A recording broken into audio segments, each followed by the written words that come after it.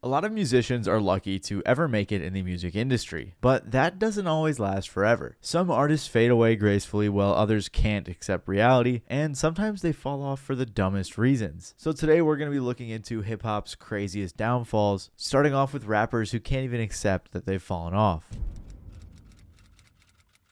French Montana went from having multiple hits in the mid-2010s to faking streams and desperately clinging on to fame by the end of the decade. I'm not going to go too deep into French Montana's come up since he's been in the game for a very long time. He's released a ton of mixtapes, a handful of albums, and tons of huge singles over the span of his career. He started blowing up a ton with songs like Pop That, Lockjaw, No Stylist, and of course his biggest song ever, Unforgettable. But one thing that was always notable about all of French Montana's big songs was the features. Most people weren't really tuning in to Unforgettable or No Stylist to hear French. They wanted to hear Sway Lee and Drake. But this is something that French Montana didn't seem to realize until his numbers started going down. His place in hip-hop is made most obvious when you think about that picture Diddy posted on Instagram with Jay-Z, Nas, and Kendrick, with French Montana photoshopped out. Diddy didn't even crop him out. He went through the effort of photoshopping French Montana out so he could say, "Three kings, three great friends, love you guys." Honestly, I feel bad for him. That had to have been heartbreaking. In 2019, his third studio album, Montana, sold 25,000 copies first week. That's about half of what his previous album sold. Not only that, but he was also caught in a fake stream controversy around this time as well. In December of 2019, Twitter user Carlemagne posted a thread accusing French Montana and his team of hacking into people's Spotify accounts to stream his song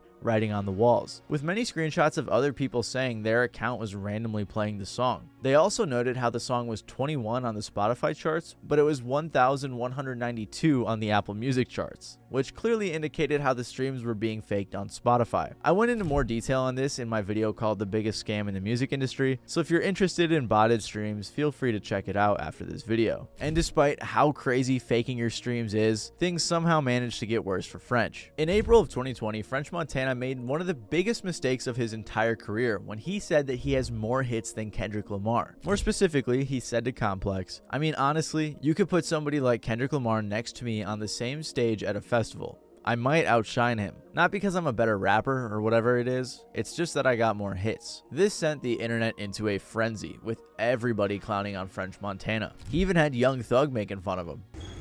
Stupid ass say he got more hits than Kendrick Lamar. Everybody on the internet collectively agreed that both statistically speaking and musically speaking, Kendrick Lamar is better. Not only have you never had a #1 hit, Kendrick has had 8 laying in the top 10, while you've only had 2. Still an accomplishment, but it's nowhere near enough for you to be like, "Oh, I got more hits than Kendrick Lamar." This seemed to be the beginning of the end for French Montana's career. Following this, a hilarious thread started when someone tweeted a Squid Games meme saying, "For the next game, you need to name 5 French Montana songs without features." French Montana himself then decided to respond to this tweet with like 14 of his own songs, with the top reply being, "All you proved is that French Montana is the only person that can name 5 solo French Montana songs." After this, French Montana had a bit of a breakdown on Twitter, just spamming about how people have amnesia and are forgetting all of the amazing albums that he had given them. It turns out, though, that this meltdown and the whole idea that the listeners have amnesia was actually just promo for his next album, They Got Amnesia. He dropped the lead single for the album, FWMGAB, right after the Twitter drama, so it was clearly an attempt at promotion. Months later, he released the album They Got Amnesia, and if you can't tell, it seems like the title of the album was literally inspired by people who apparently had amnesia since they couldn't remember how successful French Montana was. But in reality, it just seemed like he was in denial of what his place was in the rap game. Most recently, he released a million different versions of a bunch of his songs on his new album Mac and Cheese 5, likely trying to get more streams or have more of a chance at going viral on TikTok. Now, what French Montana did was not just release Mac and Cheese 5, but he released it again, and again, and again, and again, and again. And if these 6 versions of the album were not enough to get your attention on streaming services, don't worry, because French then went on to release every version of the album's 21 songs as singles, so they didn't just infect his streaming profile, but all of the rappers featured. One of the reasons he did this with the singles is because it would spam appear on every featured artist's Spotify page. Oh, and he also released a 126 song version of the album album as well, called Mac and Cheese 5 Versions. One person tweeted, "This looks like a cry for help. Like, damn, you must really need some streams." It was honestly just pathetic and very embarrassing for our boy French. And even after all of these horrible marketing gimmicks, French Montana's Mac and Cheese 5 only sold 34,000 copies first week. Not only that, but it seemed like he was involved in a vinyl sales scam in an attempt to boost album sales. Essentially, before his album released, French Montana had vinyls available for pre-order for only $5. According to Billboard, for these sales to count, they would have to be shipped by the album's release date. A Twitter user by the name of Droz said, French Montana sold vinyl records on his site for $5 pre-orders back in January, with all the albums needing to be shipped on release date to count towards sales. It seems almost everyone that purchased it has had it delivered to a random address. This seems to be a case of fake shipping confirmations in order to boost sales numbers for the album. Multiple people responded to the tweet claiming the same thing happened to them, that their record was supposedly delivered but to some random location. So it seems like French Montana's team had a bunch of fake shipping confirmations made in an attempt to get those sales in. At this point in his career, French Montana keeps trying to grasp onto the fame that he once had, when in reality, he's just digging himself a deeper hole. I'd honestly be surprised if anyone takes him serious after everything he's said and done in the past few years. Lil Pump is a rapper who, when he was on top of the world, was essentially told by J. Cole that he would fall off. And when it happened, he denied that it happened. Most of us know Lil Pump, but if you're not familiar with him, he's one of the main artists that was responsible for the whole mumble rap label. Lil Pump started buzzing in 2016 and blew up even more in 2017 with songs like D-Rose and Boss. His songs can be characterized by their lack of lyricism and repeating of lyrics, like the chorus on D-Rose. Then later in 2017, he released the song Gucci Gang, which absolutely blew up, peaking at number 3 on the Billboard Hot 100 and eventually going platinum. After that, he released his debut self-titled album with features from artists like Lil Yachty, Chief Keef, Gucci Mane, and more. These songs were fun, but the lack of lyrical content was something that many people thought wouldn't last, including J. Cole himself. See, J. Cole and Lil Pump had a little bit of a beef, although it was more so playful. Lil Pump started it all by saying F J. Cole, likely just to piss people off and get more attention. And it worked, as many old heads were mad and the young kids loved it. Yeah, fuck J. Cole. Yeah, fuck J. Cole. Nigga, fuck J. Cole. Nigga, fuck J. Cole. You was a bitch ass nigga. You was an ugly ass nigga. You was a bitch ass nigga. You was an ugly ass nigga. This was a trend for a while, but J. Cole never responded, at least directly. However, after releasing his album KOD in April of 2018, people noticed that the song 1985 seemed to have something to do with Lil Pump. In the song, he says, "All these people poppin' now is young. Everybody say the music they make is dumb. You gotta give a boy a chance to grow some." He continues, "I heard one of them diss me. I'm surprised. I ain't trippin'. Listen good to my reply. Come here, little man. Let me talk with ya. See if I can paint for you the larger picture." By this point, it's clear that J. Cole is talking about Lil Pump, but decides to take an empathetic approach since Pump was only 18 at the time. Cole congratulates him on all of his success and even tells him to never quit touring because that's where most of the money comes from. But then Cole says, "You could have bought a crib with all that bread you done blew. I know you think this type of revenue is never ending, but I want to take a minute just to tell you that it ain't true. One day them kids that's listening gonna grow up and get too old for that shit that made you blow up. Now your show's looking light cause they don't show up, which unfortunately means the money's slow up. Now you scrambling and hoping to get hot again. But you forgot you only popped because you was riding trends. I'm just telling you what's probably gonna happen when you rapping about the type of shit you rapping about. It's a faster route to the bottom. I wish you good luck. I'm hoping for your sake that you ain't as dumb as you look." J. Cole laid out to Pump exactly what the current status of his career was and what would eventually happen, rather than dissing him like many would. Funnily enough, they even had a conversation on J. Cole's page, squashing the beef while Cole seemingly tried to give Pump some more advice. I guess came up with the J. Cole shit. You was drawing the paper? I really wrote it down. Cause if I didn't wrote it out, I would have forgot, yeah. Like in the room one day and I seen that shit in my in my comments, people were like, fuck J. Cole, man. Oh, so it was already happening. Yeah, low key, yeah. That's great. But Lil Pump did not heed J. Cole's warning. Slowly but surely, with pretty much every release after 2018, his numbers started going down. People were tuning in expecting something different from Pump, but he wasn't giving it to them. It was the same gimmick and cookie cutter formula on every song and every album. And by the end of 2020, he was in the exact same position that J. Cole predicted. He even appeared at a Trump rally in 2020, seemingly grasping at straws for attention, as he did literally say F Donald Trump a few years prior. And speaking of sound, music, and other things, one of the big superstars of the world, Little Pimp. There he is. Does everyone know who he is? Do you know how big he is? Come on up here. It was pretty funny, but just seemed like another publicity stunt for Pump. Eventually, in 2022, he was interviewed by Bootleg Kev, who actually asked Lil Pump if he thought J. Cole's predictions were true. Do you feel like he predicted kind of like what ended up happening with your rap career? Nope. No. Because I'm still here. I own I'm two not saying that houses. I'm not saying that you're not like still fucking rich and successful. I just mean in terms of like, you know, I feel like there's so many parts of that era of rap where like people got fame so fast, they were so young, you know what I'm saying? Like, and I feel like that was some of the foresight that he was saying, not even necessarily about quote unquote falling off, you know what I mean? You don't think he predicted anything?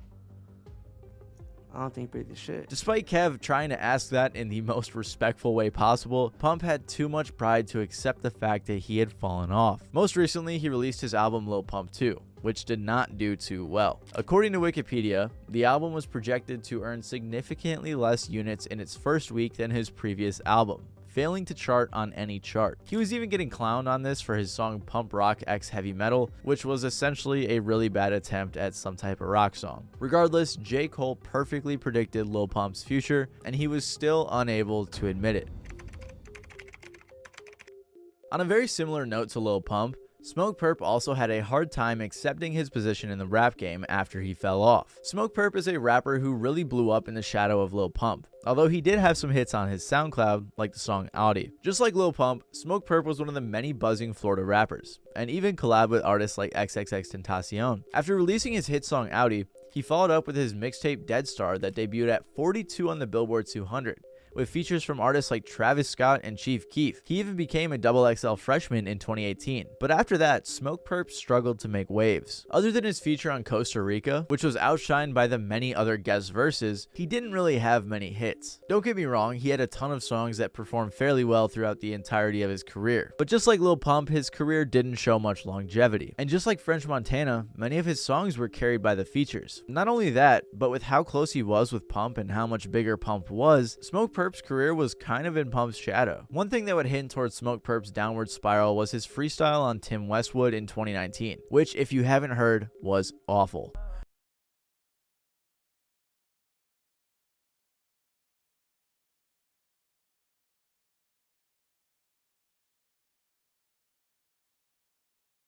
That he was just having fun, but that didn't stop the entire internet from clowning on him for years to come. The video has a whopping 70,000 dislikes, and they even had to turn off the comments. Even to this day, I think people are still joking about the freestyle. About a month after that, Smoke Perp posted on his Instagram story, first they said I'm falling off, then their new excuse was we want old Perp, made the whole Florida Jit album like old Mosh Pit Perp, and now those same people are acting like they been knew I was about to turn back up like this. I'm streaming crazy and my music going up more than ever. Basically, he was denying that he fell off, saying he was doing better than ever before, and then was trying to promote his next album, Florida Jit. But people saw through it. And one of the top comments is, bro can't accept the fact that he fell off, so he keeps lying to himself, which was honestly true, especially since right after that, he released his album Florida Jit, and it only sold 5,000 copies, and only 130 digital albums were sold as well. He got clowned into oblivion on the internet. So much so that he even played into the joke and said another free project on the way. Perp really took a hit here, and wouldn't really be talked about much more until 2022. A video was posted online of Smoke Perp performing at a show to a crowd that looked like it was about 20 people. Like the internet does,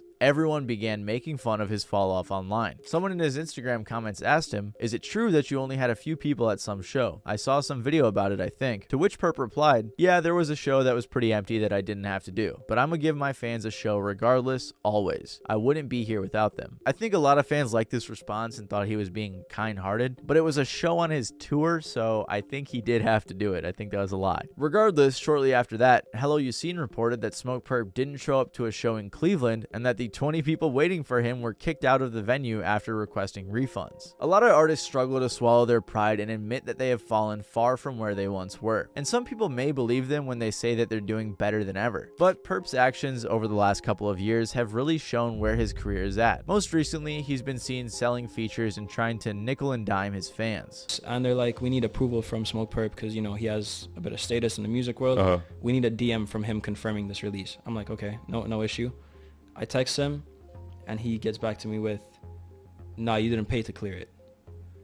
And I'm like, wait, what? I paid you for the feature, no? He's like, yeah, but you didn't pay for clearance. You paid me for the feature. So I'm like, I paid you for a song I can't release. What do you mean? Exactly. Like, why would I do that? Perp then claimed that his price to clear a song was $10K, but that he would settle for $500, which is a telltale sign that Perp desperately needed some money. Right as I'm about to press send, he unsends the confirmation message. And everything else about crypto. And I actually screen recorded it because I saw the unsend messages coming up, so I started screen recording it. I'll send this to you, bro. So basically, Perp was trying to scam this guy, which really shows how far his career has fallen. Not only that, but him and Pump have both been trying to make a comeback recently. And they were actually making TikTok skits in an attempt to promote their latest song, Tesla. And that's always been viewed as a bit of a corny way to promote a song, so it's strange seeing artists that used to be insanely huge doing that on TikTok. And a while ago, he even posted a snippet of him heavily biting Yeet, which people were really upset about.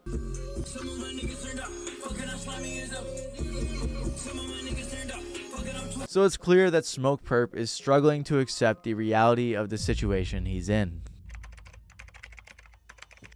YBN Nahmir is an artist I've covered multiple times on this channel, but recently he's had a bit of a meltdown that I believe needs an update. Like I said, I've covered Nahmir before, so if you want a more in-detail breakdown of his whole career, feel free to check out this video on him after this one. Nahmir even said he liked it. But basically, Nahmir blew up with songs like Rubbing Off the Paint and was fairly successful for a handful of years. He helped put on artists like Almighty J and Corday, who in particular would go on to be much more successful than Nahmir himself, especially since fans liked his lyrical abilities. But as Corday rose, Nahmir began to fall into the shadows of his friend. Couple that with cringy songs like Soul Train and just overall bad music, Nahmir began falling off hard. Because of this, Nahmir started doing a lot of goofy things that led the entire internet to lose any respect they had left for him. He even had his own L compilation. Other than songs like Apostapa with 21 Savage going viral on TikTok in 2021, Nahmir hadn't seen much success since like 2018. He did briefly sign with Def Jam, but after releasing his album Faster Car Music, it's likely he was dropped since it didn't perform so well. By 2022, it was pretty well established that YBN Nahmir had fallen off, but even then, he was denying it. He said, "People constantly saying I fell off. Whole time I just be chilling and staying to myself. I've been viral my whole life. This stuff cool, but it's really whatever. They would never really understand." But that was not the last time that Nahmir would deny falling off, because he went on another huge rant after a recent beef with Aiden Ross. About a month ago, Aiden Ross offered Nahmir $20K to box in an event he was hosting, but Nahmir asked for $100K. Aiden responded on stream saying that Nahmir was not worth $100K, and instead talked about how he not only would have made $20K, but that he would have also gotten a ton of free promo, and maybe it would have helped to revive his career. Following that, they went back and forth for a little bit. Same nigga that just paid $2 million for a nigga to sit next to you. Don't mention me if it's some bullshit. I don't give a fuck about no free promo, no dick holding shit, because I'm not that type of nigga. I got it. Nahmir, you're not worth $100,000. You fell off. You suck at music. You failed your music career. Nahmir decided to respond to this on Twitter by showing off all of his platinum and gold plaques, with the caption "one-hit wonder" with a yawning emoji. But the issue was, no one was calling him a one-hit wonder. They were saying that he fell off. So then he went to show his Google net worth, which is supposedly $4 million.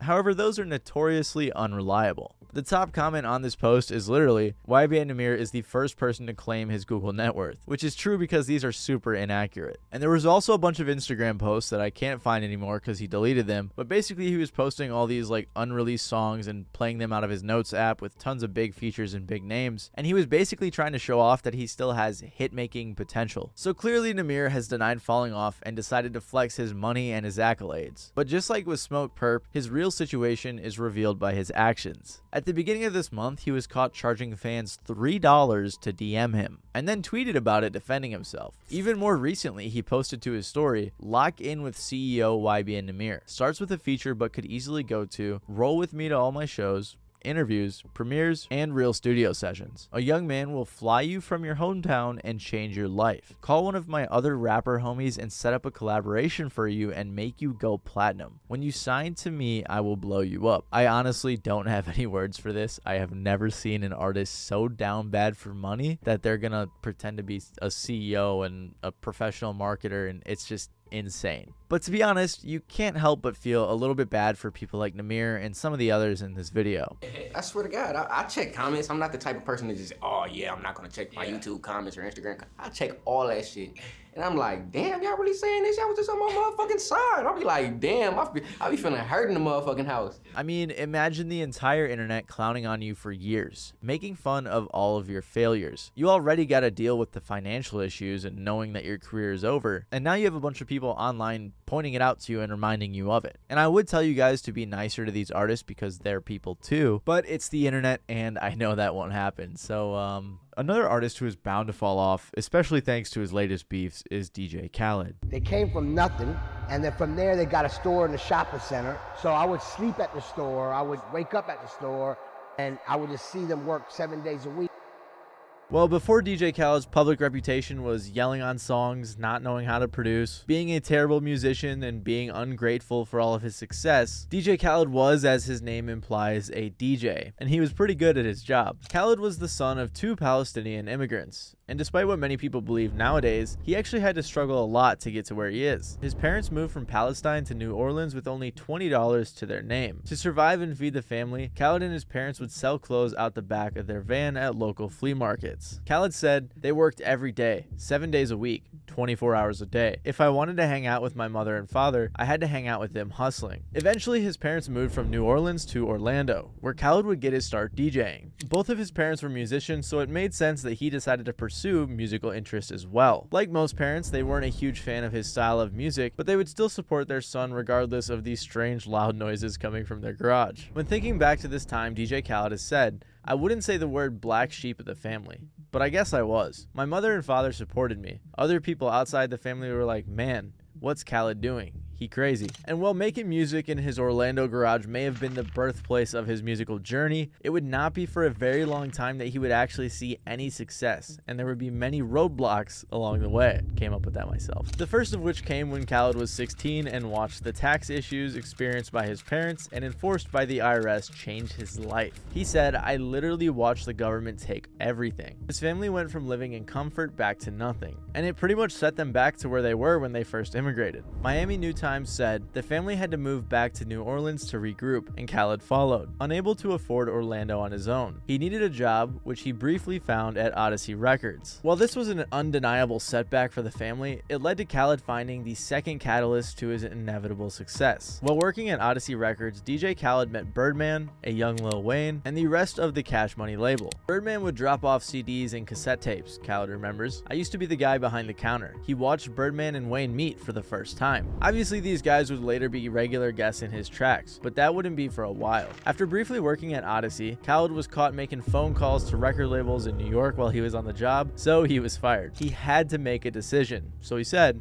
F the job, it's all about my music career. As the Miami New Times said, Khaled had already made up his mind. He was the best. After a month in jail for some traffic offenses and then a few other issues with the police, Khaled decided to move to Miami. He followed in his parents' footsteps, moving to Miami with only $20 in his pocket. He was sleeping wherever he could, taking every gig that passed him by, and was really trying to take advantage of every opportunity possible. Being in Miami, he didn't exactly stand out for being a DJ. In fact, he probably blended in due to the city's club scene. And not only was he one of many DJs trying to make it in the city, but he also didn't have the most experience. When people were looking to book him, they just saw some random kid with a lot of energy. But despite things being tough, Khaled pushed through. As Khaled was struggling to find his big break, he turned to the only radio station that would give him time. One day, Khaled knocked on the door of Kool and Dre, who at the time were running a pirate radio station with a makeshift soundboard. He said, hey, I just moved to Miami from Orlando. I've been trying to get some time on the radio and everybody keeps telling me no. I wonder if I can get some time on y'all's slot. Only a week later, Kool and Dre would take their talents to Atlanta,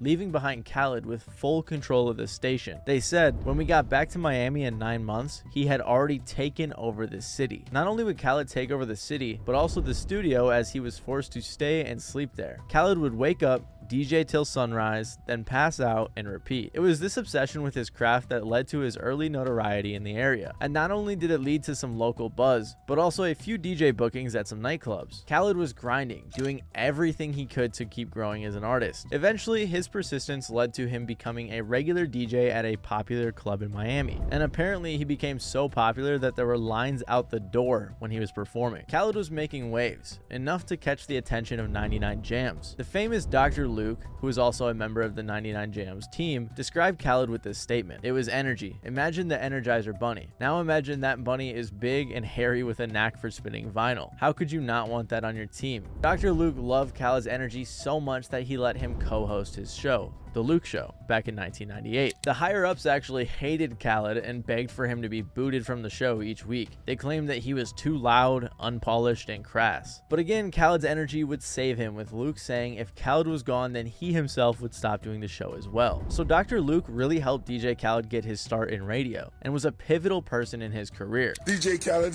is another settler. He came from New Orleans.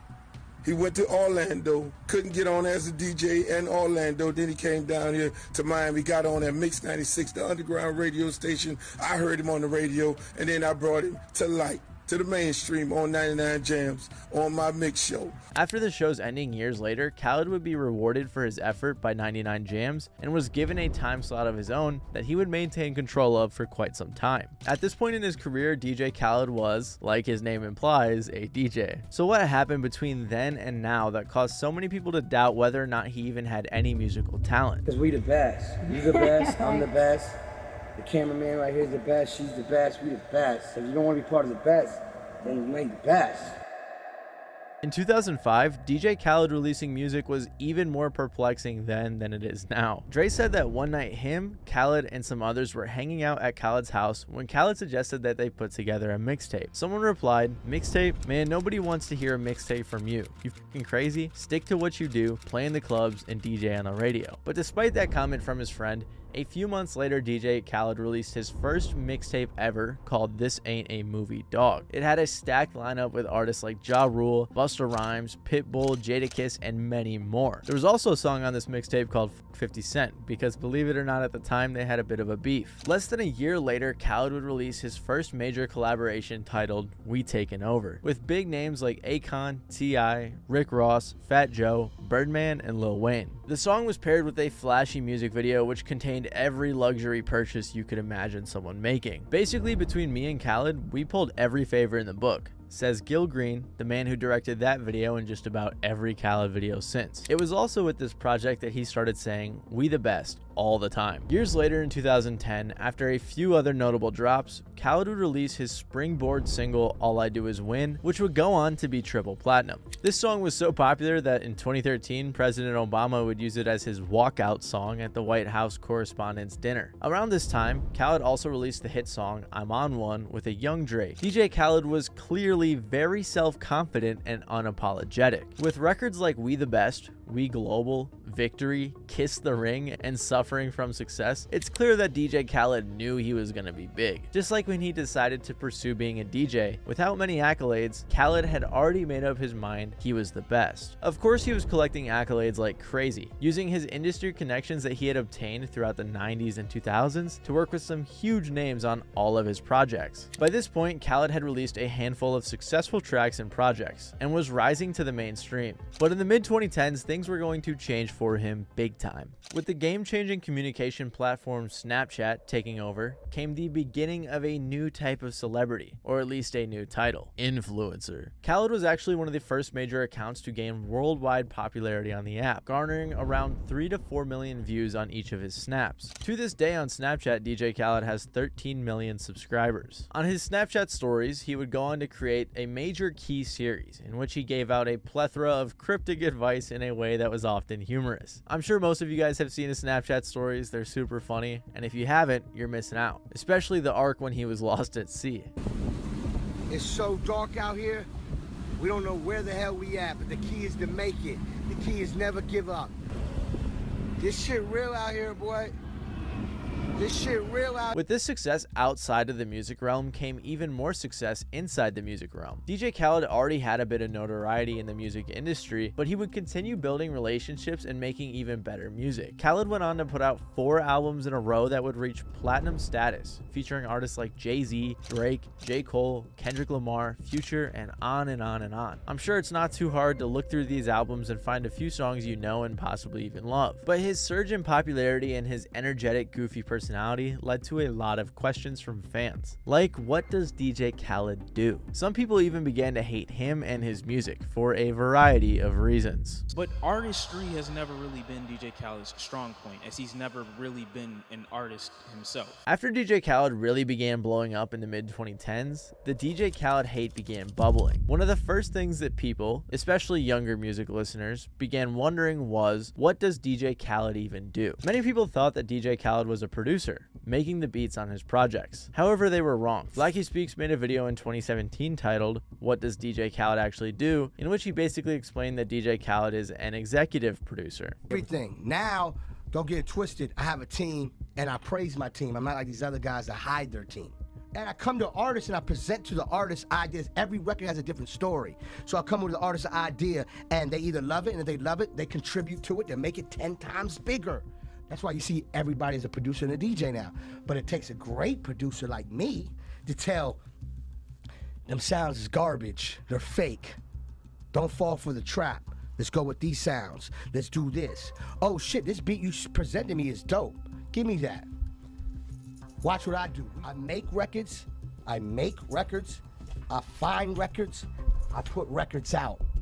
Executive producers are nothing new, but because of DJ Khaled's prominence and energy, he tends to be at the forefront of these records, which tends to mislead casual music listeners. A lot of people were able to accept this and not care too much about it, but others weren't a fan of Khaled's explanation of what he does. For example, the top comment on Blackie Speaks video is, so basically he's the guy in the group project who didn't do anything and took all of the credit. For this reason, a lot of people already didn't like DJ Khaled, especially when you add the fact that he so boldly claims he's the best and that he is a great artist. But because he had funny Snapchat stories and was at least an entertaining guy, many people let it slide. That was until he decided to ditch any humility that he had when he dissed Tyler the Creator in 2019. It all started when Tyler's Igor beat Khaled's Father of Assad for the #1 spot on the Billboard 200 chart. After the results were out, Khaled used his giant reach on Snapchat to voice his complaints. In the video, he threw some shade at Tyler, pretty much calling his music weird and that he should not have gotten first. I gotta say this too. I make albums so people can play it and you actually hear it. You know, driving your car, you hear another car playing it. You know, go to the barbershop, you hear them playing it. You know, turn the radio on and you hear them playing it. You know, it's playing everywhere. It's called great music. It's called albums that you actually hear the songs.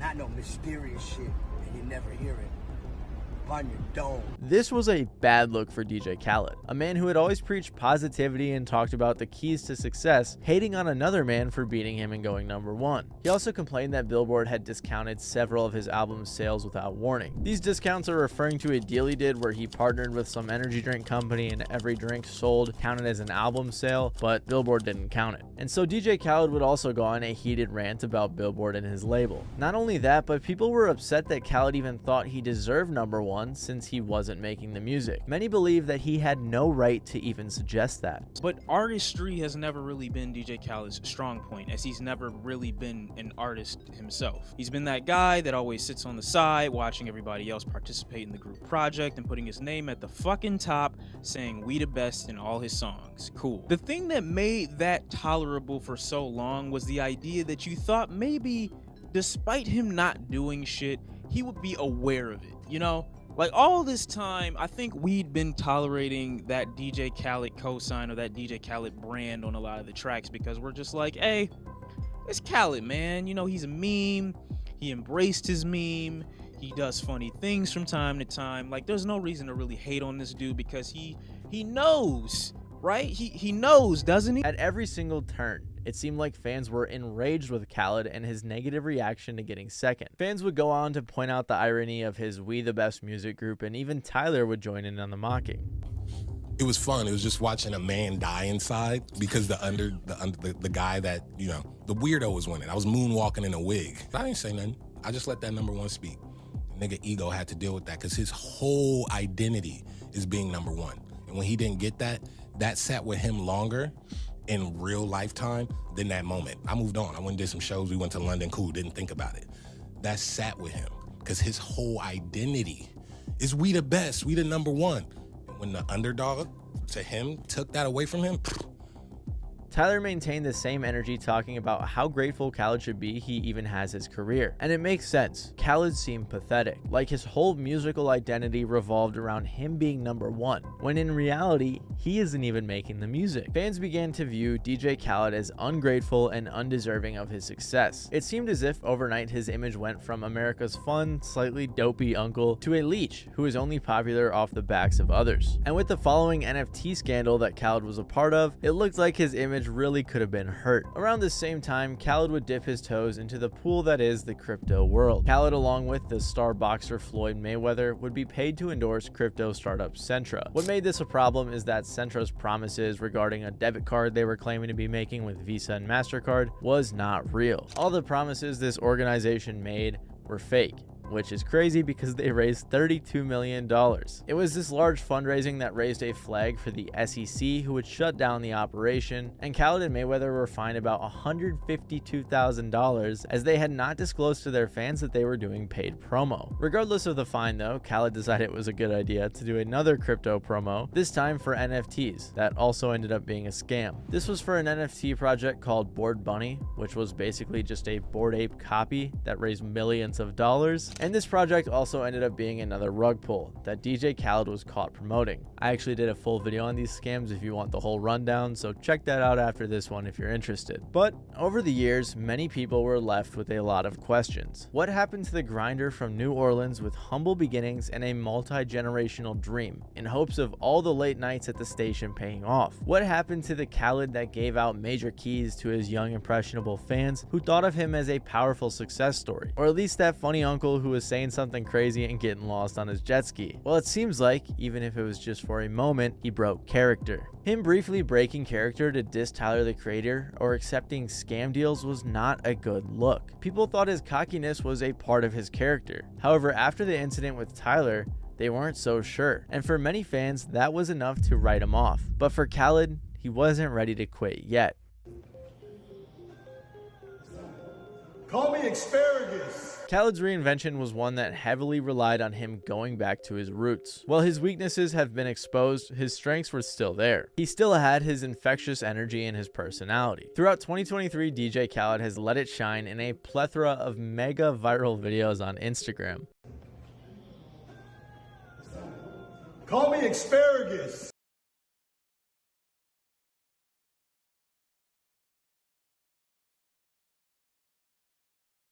In these videos, the energy is reminiscent of his first meteoric ascension on Snapchat. He does what he does best, which is being himself as hard as he can. Realistically, he did go kinda low-key after the Tyler thing, but this comeback put him right at center stage once again with the whole world watching. Not only that, but he continued putting out music with tons of huge artists. And it seems like we may have finally gotten an insight as to why all of these giant artists are friends with him. Gil Green, Khaled's music video director for many projects, puts it in a good way. He says, "I think what they don't get is that his work ethic is about bringing people together for an amazing sound. While Khaled may not have skills that seem sometimes directly impactful on the music, him and his energy are definitely a big part of why he is able to bring people together." Khaled states, "I think people get with me because they know we are gonna make something great. And like it or not, the music he has worked on has gone platinum more times than most artists can dream of." Miami New Times says, "Whatever it is you want to call his job title, it's clear no one else is doing it, and none of it happens unless he somehow makes people,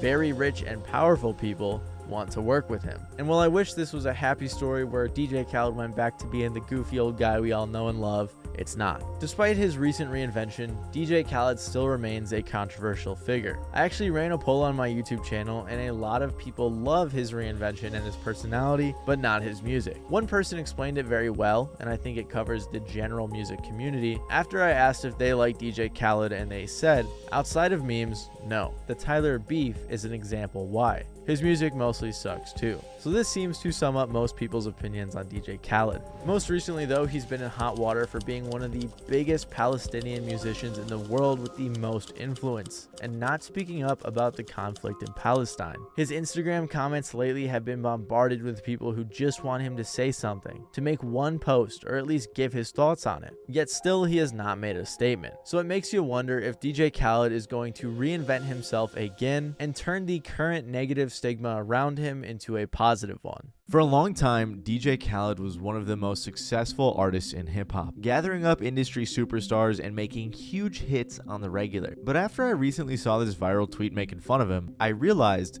DJ Khaled has not put out an album in over 3 years, which is actually the longest gap between albums in his career. And on top of that, he even began rolling out an album before secretly deleting all of the posts, leaving a lot of fans wondering what happened to DJ Khaled and where did he go? Well, I honestly think he might be throwing in the towel with his music career, and I have 3 main reasons why. With the first and probably the most major one being because of his fallout with Drake. I've covered in the past why the fans and general audiences have had some hatred for Khaled over the years, but something seems to have changed. I tried to end the video on an optimistic note, talking about how Khaled was seemingly reinventing himself, and you can also still be successful in the music business despite fans not liking you if the music is good. But now it looks like even the music industry doesn't like Khaled anymore, and somehow it all leads back to Drake. Drake and DJ Khaled have been good friends and collaborators for the longest. Drake has been on almost every DJ Khaled album in the past decade, and if you don't know much about DJ Khaled, he relies on the features heavily. DJ Khaled is literally just an executive producer, a guy who gets a bunch of artists and producers together, gives his 2 cents on what they're doing, and then lets them make the song. Now, don't get it twisted, I have a team and I praise my team. I'm not like these other guys that hide their team. And I come to artists and I present to the artists ideas. Every record has a different story. So I come with the artist's idea and they either love it, and if they love it, they contribute to it, they make it 10 times bigger. That's why you see everybody is a producer and a DJ now. But it takes a great producer like me to tell them sounds is garbage, they're fake. Don't fall for the trap. Let's go with these sounds. Let's do this. Oh shit, this beat you presented me is dope. Give me that. Watch what I do. I make records, I find records, I put records out. I'm a machine. But like I said, all of this relies on DJ Khaled's ability to lock in great features. For the majority of his career, I'd say honestly his biggest strength was his ability to network with other artists and assemble the biggest names in music on his album. And one of those artists was Drake. Over the years, Khaled has expressed how much he loves working with Drake, how good of friends they were, and how much they supported one another. First of all, Drake, man, is an amazing person. It's my brother, and he's really supported me a lot in my career, you know. And I met Drake obviously through Young Money, Lil Wayne, and the whole family. It even turned into a pretty big meme eventually. Khaled, is Drake on your album? What? Khaled, is Drake on your album? They ain't believe in us. Drake did. Drake did. And I like what Drake likes. You know what I'm saying? Hey, yo, Drake. Hey, yo, Drake. Did the Drake vocals come in yet?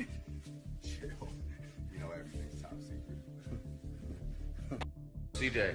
Did the Khaled vocals come in yet? So clearly Drake was instrumental to a lot of Khaled's successful songs and albums, which is why Khaled was relying on Drake for his now canceled album rollout. In 2023, DJ Khaled began promoting his next album and was teasing 2 Drake songs that were apparently going to be on it. Hey yo, Drake Fan Hub. You know I got 2 Drakes in the can.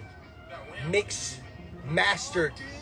You know I got 2 Drakes, 2 champagne poppies on my album. You know that, right? He was also running around with Drake posting these pictures of him holding up a sign that said, "I have 2 Drake songs on my new album coming in 2024. Apart from people making fun of him for relying on Drake so heavily for this rollout, literally it was pretty much all of the promo he was doing, DJ Khaled also had another problem on his hands. His album was delayed for unknown reasons, and fans hadn't really heard much about it at all in 2024. Of course, a lot went down this year, including the whole rap civil war, Diddy getting locked up, so maybe in part that was why. But then in February of 2025, all seemed fine when DJ Khaled announced and began to roll out his next album, Lamb of God, saying online, "This is not my last album, this is my Black album, J Voice. Lamb of God, my 14th studio album, 2025. He said this because the Black album by Jay-Z was supposed to be Jay-Z's last album, but it wasn't. He also said, "FYI, Drake's back to work, so am I. This one with 2 Drakes." He even put out this like 5-minute trailer with Mark Wahlberg advertising the album as if it were some intense movie.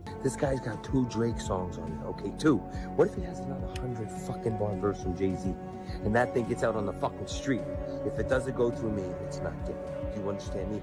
Get the fucking album and get Khaled. You get his fucking ass. I kid you not, the entire premise of this trailer was that someone took a laptop that had the 2 Drake songs on it and they needed to get it back, and it also might have had that Jay-Z verse, but his whole rollout was exclusively about the fact he had 2 Drake songs. I have never seen an artist roll out an album and say, "Hey, you should listen to this because I have this artist on it twice." What about the rest of the songs? I don't know what he was trying to do here. That was bad marketing. And then, of course, everything came crashing down when Drake responded to Khaled's post saying, "Must be at Drake Bell." Everyone began making fun of Khaled for this with comments like cutting off the foreign aid. And then his album announcement was deleted. Drake Bell even chimed in saying, "Yo, DJ Khaled, hit me up, bro." And then he said there was a new DJ Khaled song on the way, so clearly he was joking around. Since this incident, though, the album announcement has been deleted, and DJ Khaled has said literally nothing about this album that was supposed to come out this year. Well, he did post the album name in a caption, but that was about it. An album that was supposed to come out this year with what seemed like a very expensive album trailer featuring Mark Wahlberg, a literal movie about the album, and tons of promotion with Khaled running around holding up a sign,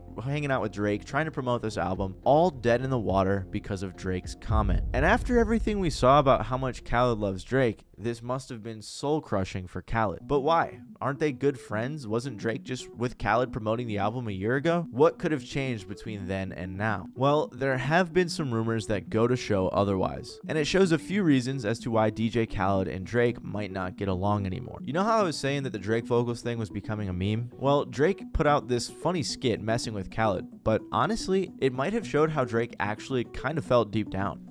Khaled, man, like this guy's off his rocker. It's like you give someone everything you have and they're just like, another one, honey, every 5 seconds on my phone, asking me for something. And now he wants a video. And I can't do a video. I can't even make my own album in peace. It's very possible that Drake is actually just tired of working with Khaled, and Khaled was always relying on his features like he was with that rollout. For example, there was a rumor going around that on the 2017 track To The Max by DJ Khaled and Drake didn't really want to do that song. This does come from DJ Academics, who isn't the best source, I'll be honest, and he's also kind of just Drake's henchman, but he suggested that Drake hasn't wanted to do multiple records with Khaled for a while. The last 4 or 5 songs by Drake ain't even want to put out by you. That's a fact. That's a fact. You begged Drake for all those records, and he gave you all those records because you wanted it. He said that the To The Max record was something that Khaled begged for so much and that Drake didn't want to do, so Drake finessed him for 95% of the publishing rights. You remember that song called To The Max? Drake told you about no 55 times. You hit Drake team, he told you no 55 times. Drake didn't want this project out, or this song out, actually, because, you know, I was looking back at the timeline on it. He already beat the Meek shit already, but for whatever reason, based on what he was doing, this wasn't the song. Remember I told you there was an artist that was so desperate to get a song out with Drake that Drake took 95% of the song? Tell me if I'm lying. Khaled, Drake, anybody else. Don't ask me how I know. Drake owns 95% of the publishing on this song. That's a fact. If this really is true, it goes to show that their relationship was not all butterflies and rainbows like they made it seem online. And if Drake really was that fed up working with Khaled all the time, it wouldn't be so surprising that he didn't clear those 2 new songs for Khaled's album. But another big part of the reason that he didn't clear those 2 songs, and I think probably the main reason, is because I bet Drake didn't want to do favors for Khaled after the rap civil war. Drake versus Kendrick's beef wasn't just between Drake and Kendrick Lamar, but instead involved pretty much every big name in hip-hop picking sides with either artist, which is why many have dubbed it the rap civil war. Kanye, Kendrick, Future, Metro Boomin, The Weeknd, Rick Ross, A$AP Rocky, and probably more artists that I'm forgetting all dissed Drake, while others like J. Cole, 21 Savage, Lil Yachty, and more seemed to align themselves with Drake, but from Drake's perspective, basically the entire industry turned against him. People he did objectively help out in their careers turned on him, and that's why after all of that went down, Drake expressed his issues with that, like on the song No Face when he said, "People got lit off the features I skated on, I gotta know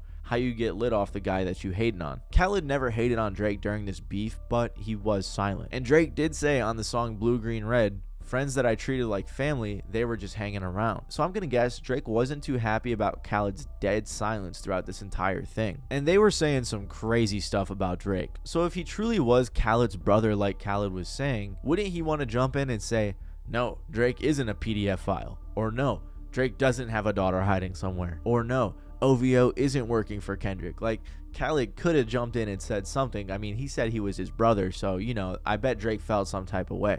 But you linking up with all his ops. Yo, Khaled, let me tell you this. The fence sitting you did, I'm telling you, you're getting punished for that. You're not going to sit quiet for 8 months while my guy gets jumped. And then as soon as you look up and be like, "Y'all done jumping him? I bet, let me drop a song with it." No, it's not happening. We couldn't get a fucking nigga, we didn't know where you were for 8 months. My boy was getting jumped. Niggas kicking him, stomping him, doing whatever. How the fuck you jumping out, Tomo? Hey, we got 2 new Drake songs. What? And as much as I may have some issues with DJ Academics and his journalism, he is right, because why on earth would Drake give Khaled 2 features after what just went down? Throughout this entire beef, DJ Khaled stayed silent and did nothing to defend Drake. There was even a moment when Rick Ross was making fun of Drake for allegedly having nose surgery and then tagged DJ Khaled on his story, which had people saying online, DJ Khaled on the phone right now begging Rick Ross to leave him out of it. He needs those 2 features from Drake. And to be fair to Khaled, it makes sense that he was quiet, because no matter which side he picked, he would be alienating a large group of his collaborators. So he did kind of have to fence it. On top of that, DJ Khaled is on the same record label as Future, who was also going at Drake during that entire beef. So, yeah, and Khaled's on Epic. Future's on Epic. Hell no, you're not getting a fucking Drake slap. Hell no, you ain't eating off me. I thought when he made the announcement that it was a little weird, because that's not the energy I was getting from Drake, is that he popping back out to help be nobody. Cameo man. Help nobody. It didn't, nothing felt like that. As we saw after the big beef, Drake wasn't too happy with both the artists and the labels who were supporting Kendrick. So for all of these reasons, Drake did not clear his songs for Khaled's upcoming album and absolutely destroyed his rollout. But not only did Drake's comment ruin his entire album rollout, it's also possible that a lot of the other artists on the album had some clearance issues as well. And who knows if Khaled will ever be able to put out another album again with all of the divide that there is in rap right now. I mean, look at this track list on his last album. Rick Ross and Future have problems with Drake. Lil Wayne likely has problems with Jay-Z. Drake also doesn't like Jay-Z. Kanye went crazy. Gunna got called a rat, so he doesn't really like anyone anymore. Lil Durk is locked up. And even Kodak dissed DJ Khaled recently in a leaked song. All we doing win-win. Fuck DJ Khaled. Fuck niggas says up. I'm pointing all of this out to say, with all that's happened these last few years and all of the divide that there is in the rap game, how could Khaled possibly get a star-studded feature list together when no one gets along anymore and everyone seems to just be doing their own thing? During the big beef, everyone was making jokes about this on Twitter, saying things like DJ Khaled realizing he's going out of business. DJ Khaled is never making another album. Ross versus Drake is a nasty divorce. Who gets custody of Khaled? DJ Khaled gonna have to give 4Bats, Central C, and Ice Spice to make songs on his next album. All his regulars hate each other. So the entire industry is divided and DJ Khaled is left right in the middle like a child of divorce, with almost no one left to hop on his records. But it isn't even just the music industry and Drake that have problems with Khaled, because after not speaking at all, not once, on the genocide in Palestine, a lot of the fans are having issues with him now too. DJ Khaled is probably one of the biggest and most popular Palestinian celebrities in the world, which is why it may come as a shock that he hasn't spoken up once on the situation there. With the conflict being pretty center stage for the past few years, many public figures, including all sorts of different celebrities, have taken some type of a verbal stance. Part of the reason may be because, historically, many pro-Palestine supporters have been punished for their expression. Some bigger examples include CNN's pundit Mark Lamont Hill,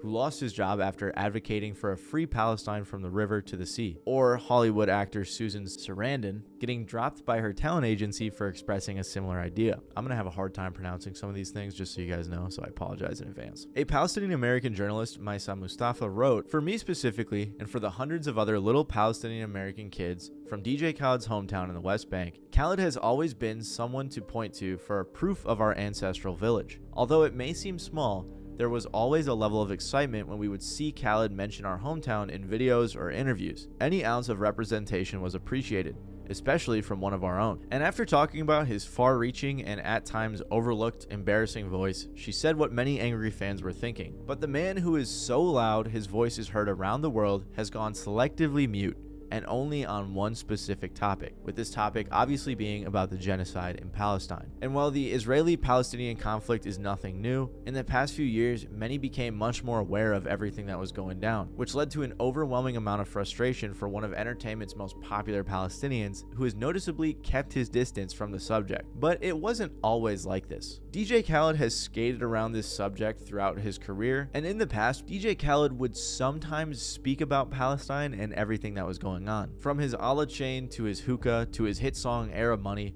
DJ Khaled has capitalized on his Arab identity to set himself apart in the oversaturated industry that is rap and hip-hop. I'm not sure what they meant by oversaturated there, but regardless, he did heavily identify with his Arab origins. I mean, his original name was Arab Attack or something like that. But his commentary was still very minimal compared to what fans and other Palestinians alike hoped for. You still have family in Palestine? Yes, I do. How do you get involved politically in the Middle East? I get involved with the peace. You know what I'm saying? Meaning as I'm all about peace. I'm all about unity. I'm all about love, and I want my people, you know, to always be good. I don't see why it's a problem because I'm sitting here with you right now. No problem. Me and you have no problem. Are you bitter about the hostility between the two? I have to be bitter at anything that's gonna hurt my people. You know what I'm saying? I would never want my people to be hurt. So at the same time, it's like, you know, all I can do is pray every day for peace. You think we'll ever have a two-state in existence? I think so. Like, some of the comments on the Larry King interview say things like, Khaled is beating around the bush. If he utters what he really feels inside, it'll mess with his career. Palestinians don't claim this man. Wow, Khaled finally spoke up about Palestine. Was starting to think he didn't care. And especially as of late, with the war being a main focus in the news and media, many say there hasn't been nearly enough support coming from Khaled. And especially as of late, with the genocide being a main focus in the news and media, some music fans though question if his silence is due to label reasons. This is because his label, We the Best, is owned by Universal Music Group, whose executives are not only some of Israel's most outspoken supporters, but also includes Haim Saban, who donated the largest sum, as of 2017, in the history of the Friends of the IDF, an Israeli military funding charity. Mustafa writes, is he just not interested in being associated with Palestine when it's too controversial, or is he too afraid of what it may cost him? Obviously, there's the risk of hurting his career, which, to be fair, is already very damaged at this point, but as one of the biggest Palestinian artists, many think he has a responsibility to speak up on all of the horrible things happening right now in Gaza. Another big moment of frustration came after Khaled posted a video where he was carried by his security to avoid scuffing his shoes. I don't want to get my Jordans dirty. Can I get everybody to help me? Please, everybody help me. Get on the side. Thank you, brother. I appreciate it. Some of the criticism came from actor and comedian D.L. Hughley, who said, "We're used to Palestinians being carried. They're just not alive. They're dead and they don't have shoes. They don't even have feet." From DJ Khaled to DJ Khaled, you cannot be so oblivious that you forget that the images that you are portraying have an equal and opposite effect. And what it tells people is that if somebody that looks like them doesn't care, why should you? But many fans believe when it's time to stick up for his heritage, Khaled is nowhere to be seen. And it isn't even just the fans. Khaled's own cousin Fadi Moussalet has been criticizing his silence as well. Fadi, an entrepreneur, event producer, and rising reality TV personality, on multiple interviews has spoken about Khaled's disturbing lack of support on the matter. DJ Khaled, yeah, I mean, unfortunately, you know, everyone has their reasons, but there's no reasons, there's no excuse when you're actually a Palestinian, you know what I mean? And for me, my mother lives there, you know what I mean? We're from the same village, same families, so like there's no excuse. And right now my heart and dedication is everything with Palestine, and I go there a lot. Like I said, my mother lives there. I do a lot of charity work with a lot of refugee camps there. I do a lot of fundraisers to raise money for Gaza and all the refugees and outside of Gaza and the West Bank. You know, we come from a small village, so like the whole village is kind of related, you know? So it's like both sides of the family. Oh, wow. So like really close then. Wow. Yeah. So they haven't been back since 1985. And it's just like, they just lost touch, you know what I mean? But I'm sure he sees it, you know, I'm Oh, sure no, he does. sees He does. the, He like, does, what yeah. the hell, like, hello, like the Yeah. comments, everyone's like, you're Palestinian, bro. You know, there's sometimes when you dig that hole so deep that you just can't get out of that's it. true. You're just so And numb I think to right it. now he just knows he's so deep down, Damn. nothing's just gonna make That's up for crazy. what Do you what think happened, he you know? chose like money and fame over? Absolutely.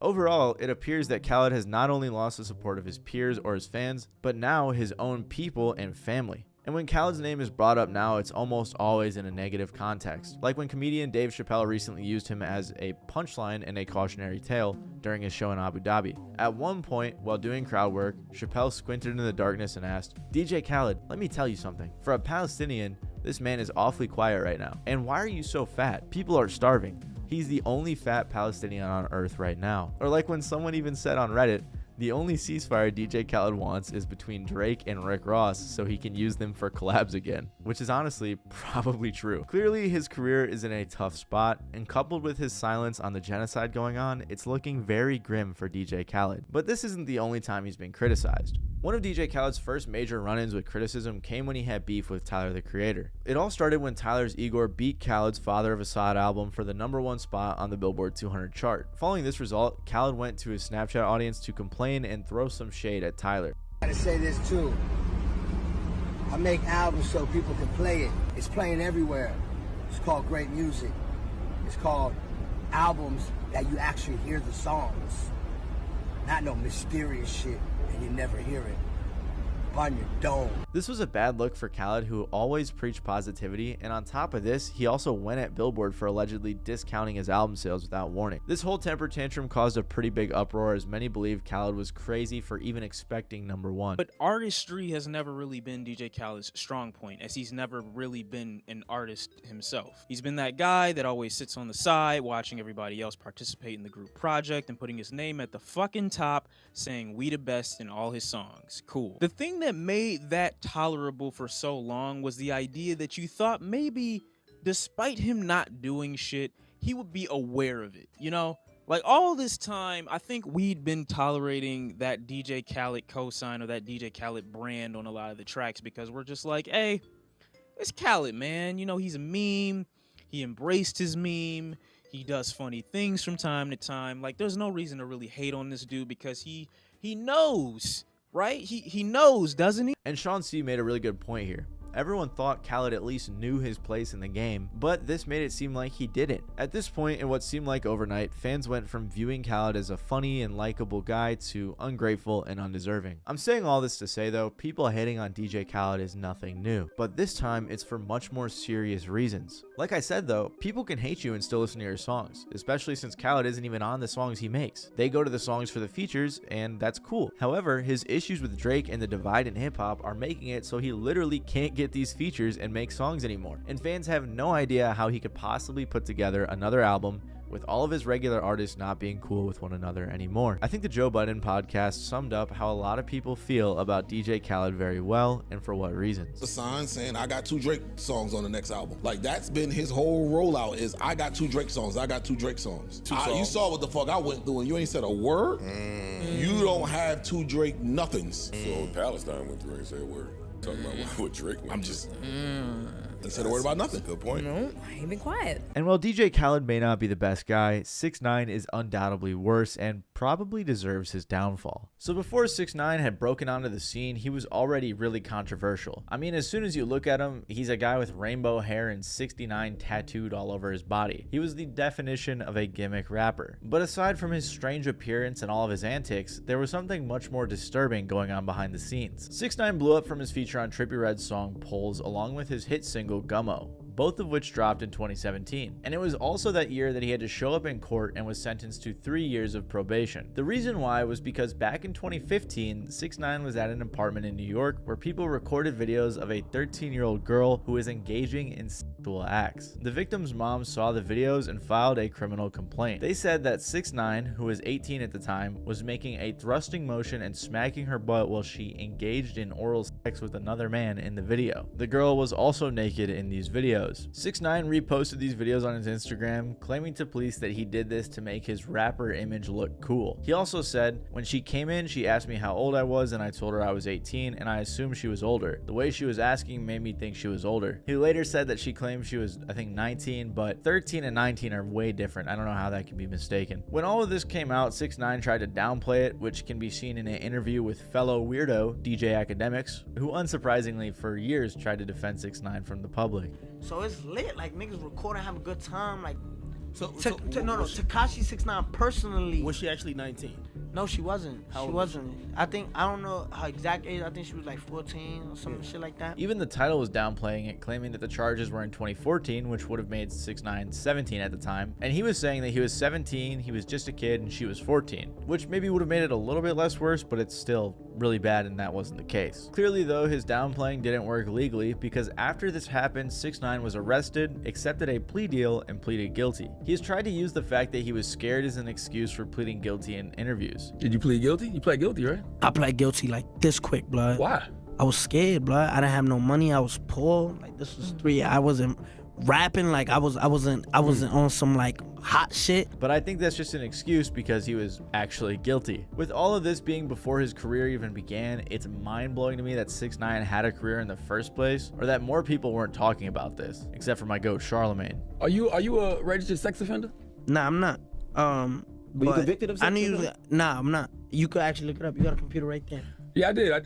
That's why I asked. Because I mean, you can't believe nothing you see on the internet. That's why I'm asking you. I'd rather hear from you. But 6ix9ine did continue to have a career, and he also had many more controversies to come. Right out the gate, 6ix9ine was pissing everyone in the music industry off. After blowing up, he had beef with his ex-rapper friend Zilla Kami. Pierre Bourne was mad at him for rapping on the Gummo beat because it wasn't made for him. Pierre said, "Fuck all that Gummo shit, all you guys doing weird shit. Some ops, I swear." 6ix9ine also decided to diss one of the guys who put him on, Trippie Redd, at a concert when rapping Gummo, which is ironic because Trippie was the one who gave him that beat. But 6ix9ine decided to start up a beef with Trippie because Trippie, rightfully so, denounced 6ix9ine for his case with the 13-year-old girl. 6ix9ine also dissed the rapper Casanova while performing Gummo, which led to Casanova trying to fight him. He also accused 6ix9ine's crew of trying to rob him. These were just bridges 6ix9ine burned right out of the gate, but the main thing that caused him problems was his gang affiliations. To try to fit his crazy King of New York image, 6ix9ine decided to get in with gangs, which really is what kickstarted his career and financial problems. 6ix9ine was affiliated with 9 Trey and always tried to call out rival gangs and basically just shit-talked anybody he could.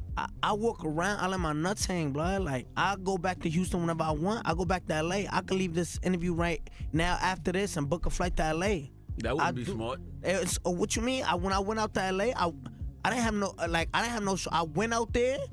You know what I'm saying? You didn't show up to a lot of your shows though. Why didn't you show up to some of the shows that you had in LA? Name the shows since you know so much. I mean, I don't know the names of them, but they say you didn't show up to them. The shows were canceled because the venues were scared. You don't think you effing up your money with this tough guy gangster persona? Nah, I don't know. You think it's a persona? It is clearly a persona. So what makes you think it's a persona? Because you know what persona means? Yeah. What does persona mean? Like an act.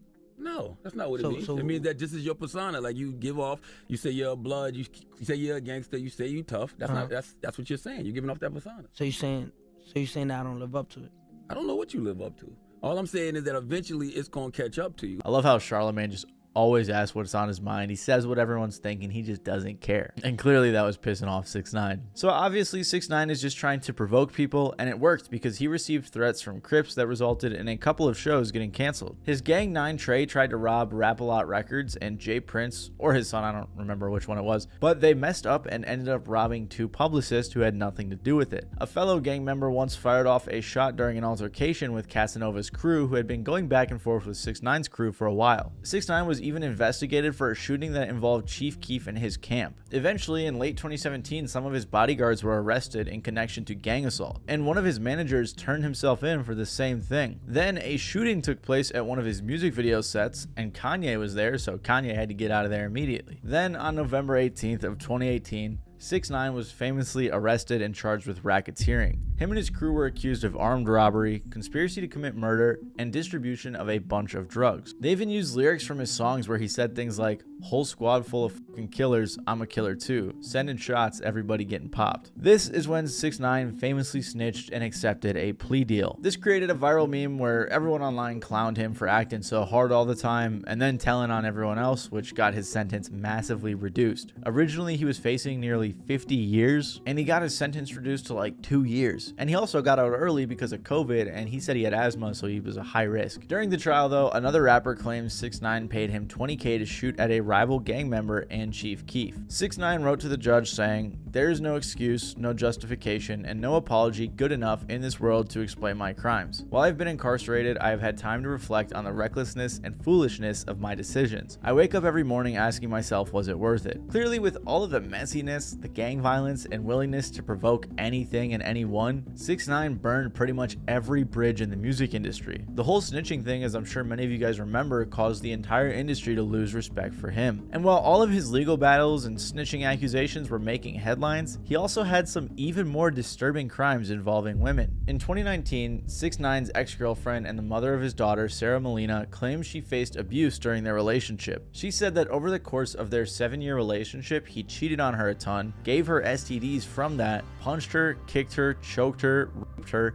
and severely beat her. 6ix9ine actually admitted to some of this in an interview, saying, "We did have physical fights." He also said he was very sad about how this would affect their daughter. 6ix9ine was also accused of assaulting his next girlfriend Yailin, or Yailin, however you say it, who claimed that he beat and drugged her, sexually assaulted her, and emotionally abused her. Apparently he stole from her and she broke up with him because of it, so then he decided to post revenge porn. 6ix9ine denied all these claims obviously, but based on his previous behavior, I wouldn't be too surprised if this was true. And these are just like the major controversies he's faced throughout his career. He's tried to fake his death, he's been accused of assaulting multiple fans, some of which were minors, he's had multiple run-ins with the police for just plain stupid and ignorant things.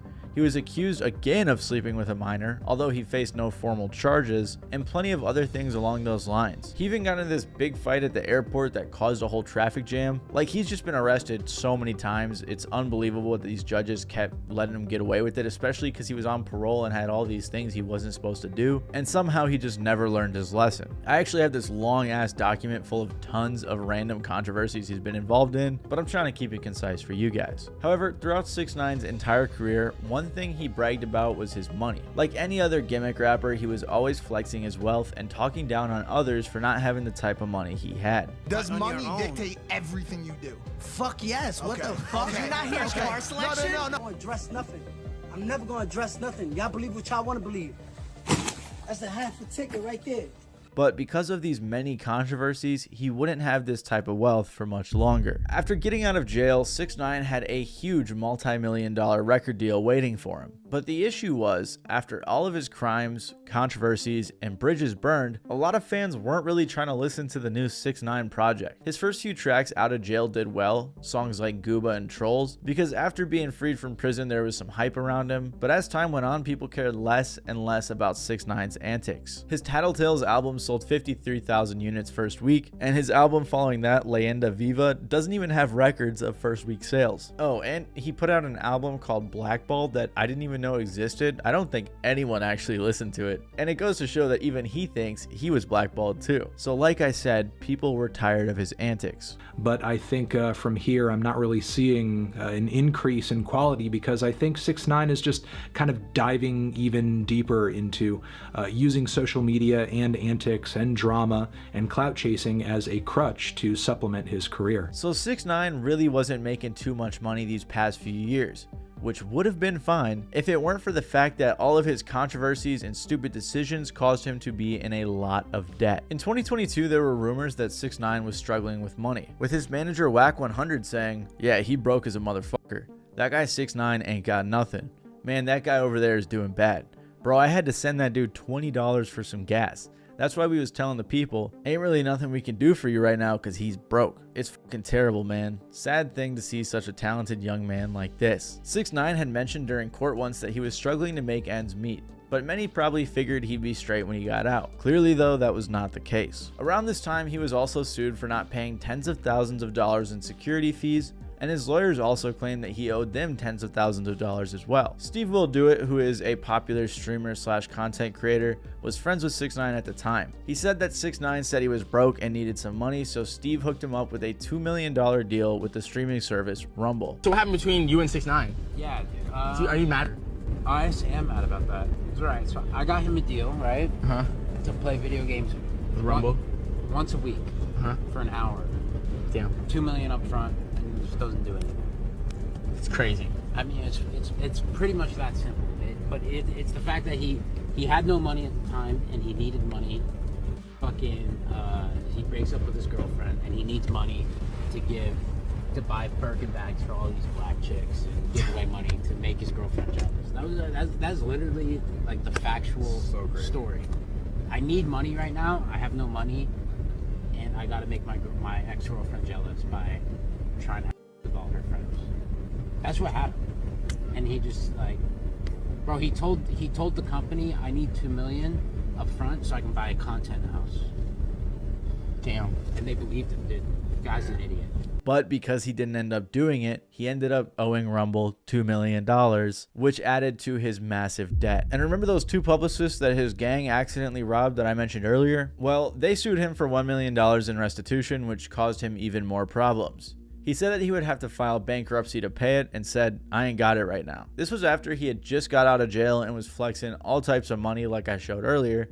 So the interviewer brought this up and he said, "I ain't got it. That was prop money.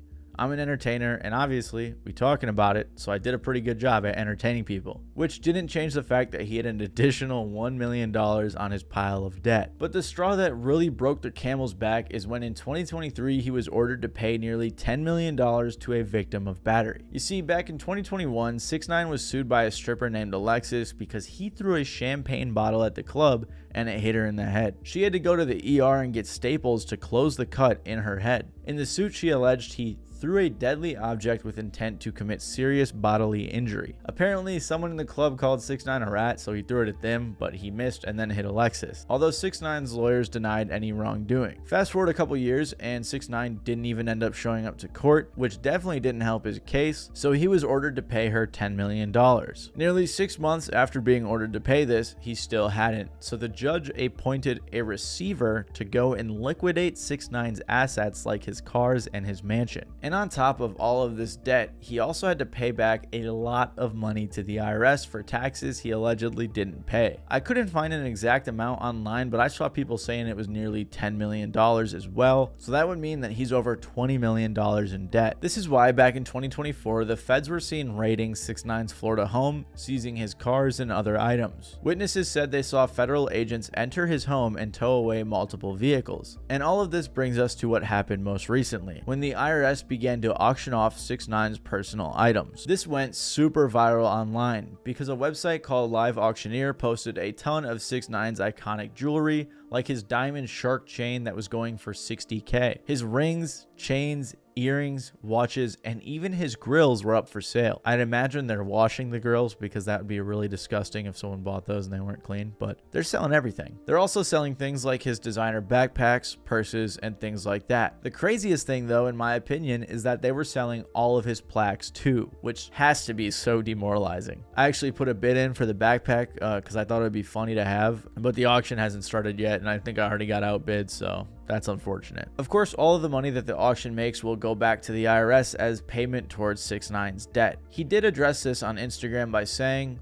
1 year ago, when I was stuck in the Dominican Republic for 8 months, the feds made a raid for the entire house because I did not report my income for 4 years. And after the IRS auction went live, 6ix9ine released a video trying to explain himself. What happened was that I didn't report my taxes for 2020, 21, 22, and 23. Those years, I done paid $6 million, $2 million in 2018, $1.3 million 2019. For the year of 2020, I'm at 1.8 million. Over $6 million went to the IRS. Like I said, when you make over a certain amount of money, I think they tax you in the state of New York 54%.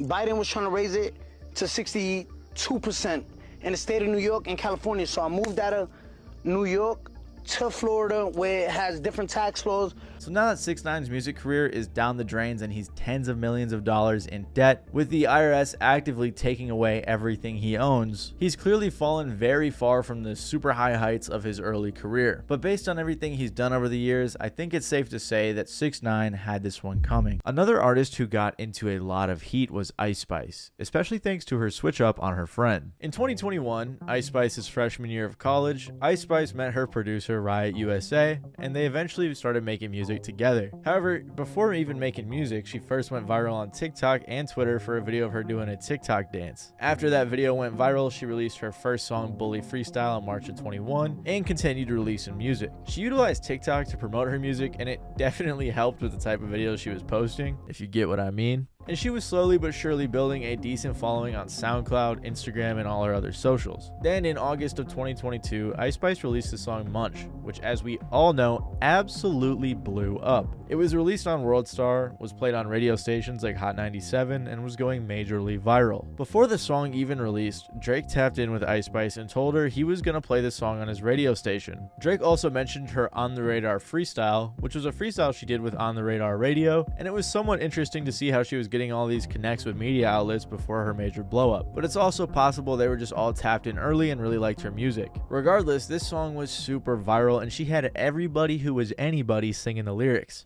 Oh, you thought I was feeling you? That a munch. Cause a eater, he eat it for lunch. You said that a little too spicy. I like that song. We know. And I like her. Okay. Yeah, The song is all right. That song is better than I. Oh, you thought I was feeling you?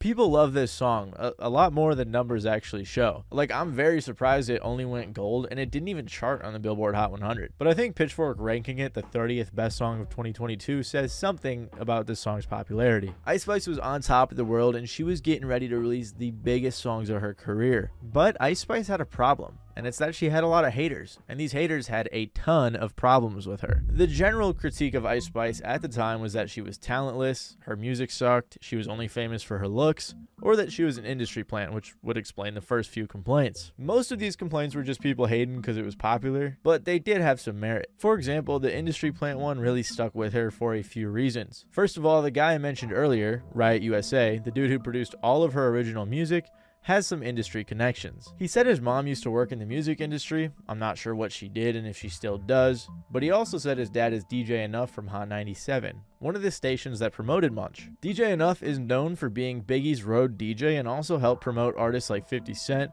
Kanye, and Future in their early careers. So with all the connects Ice Spice had early on, it's very possible Riot helped her get connected in the industry. On top of that, she definitely had some confirmed help beginning in April of 2022 after working with Stephen Dupree, a manager and A&R. He said in an Instagram post, "I knew Ice Spice was going to make an impact when I came across her TikTok 6 months ago. First day I came across her, I sent her music to my brother Tory Lanez and he saw what I saw. Shout out my brother James Roseman doing a great job with managing her." He also posted a picture of Ice's DMs with Tory Lanez talking about how Steven put Tory on to Ice Spice. Steven is also responsible for finding other artists such as Bryson Tiller and Jake. It's hard to say how well connected all these guys are, but I think it's safe to assume in April of 2022, Ice Spice got hooked up with some decent connects and a decent budget to help her get the music video for Munch on WorldStar alongside her On the Radar performance.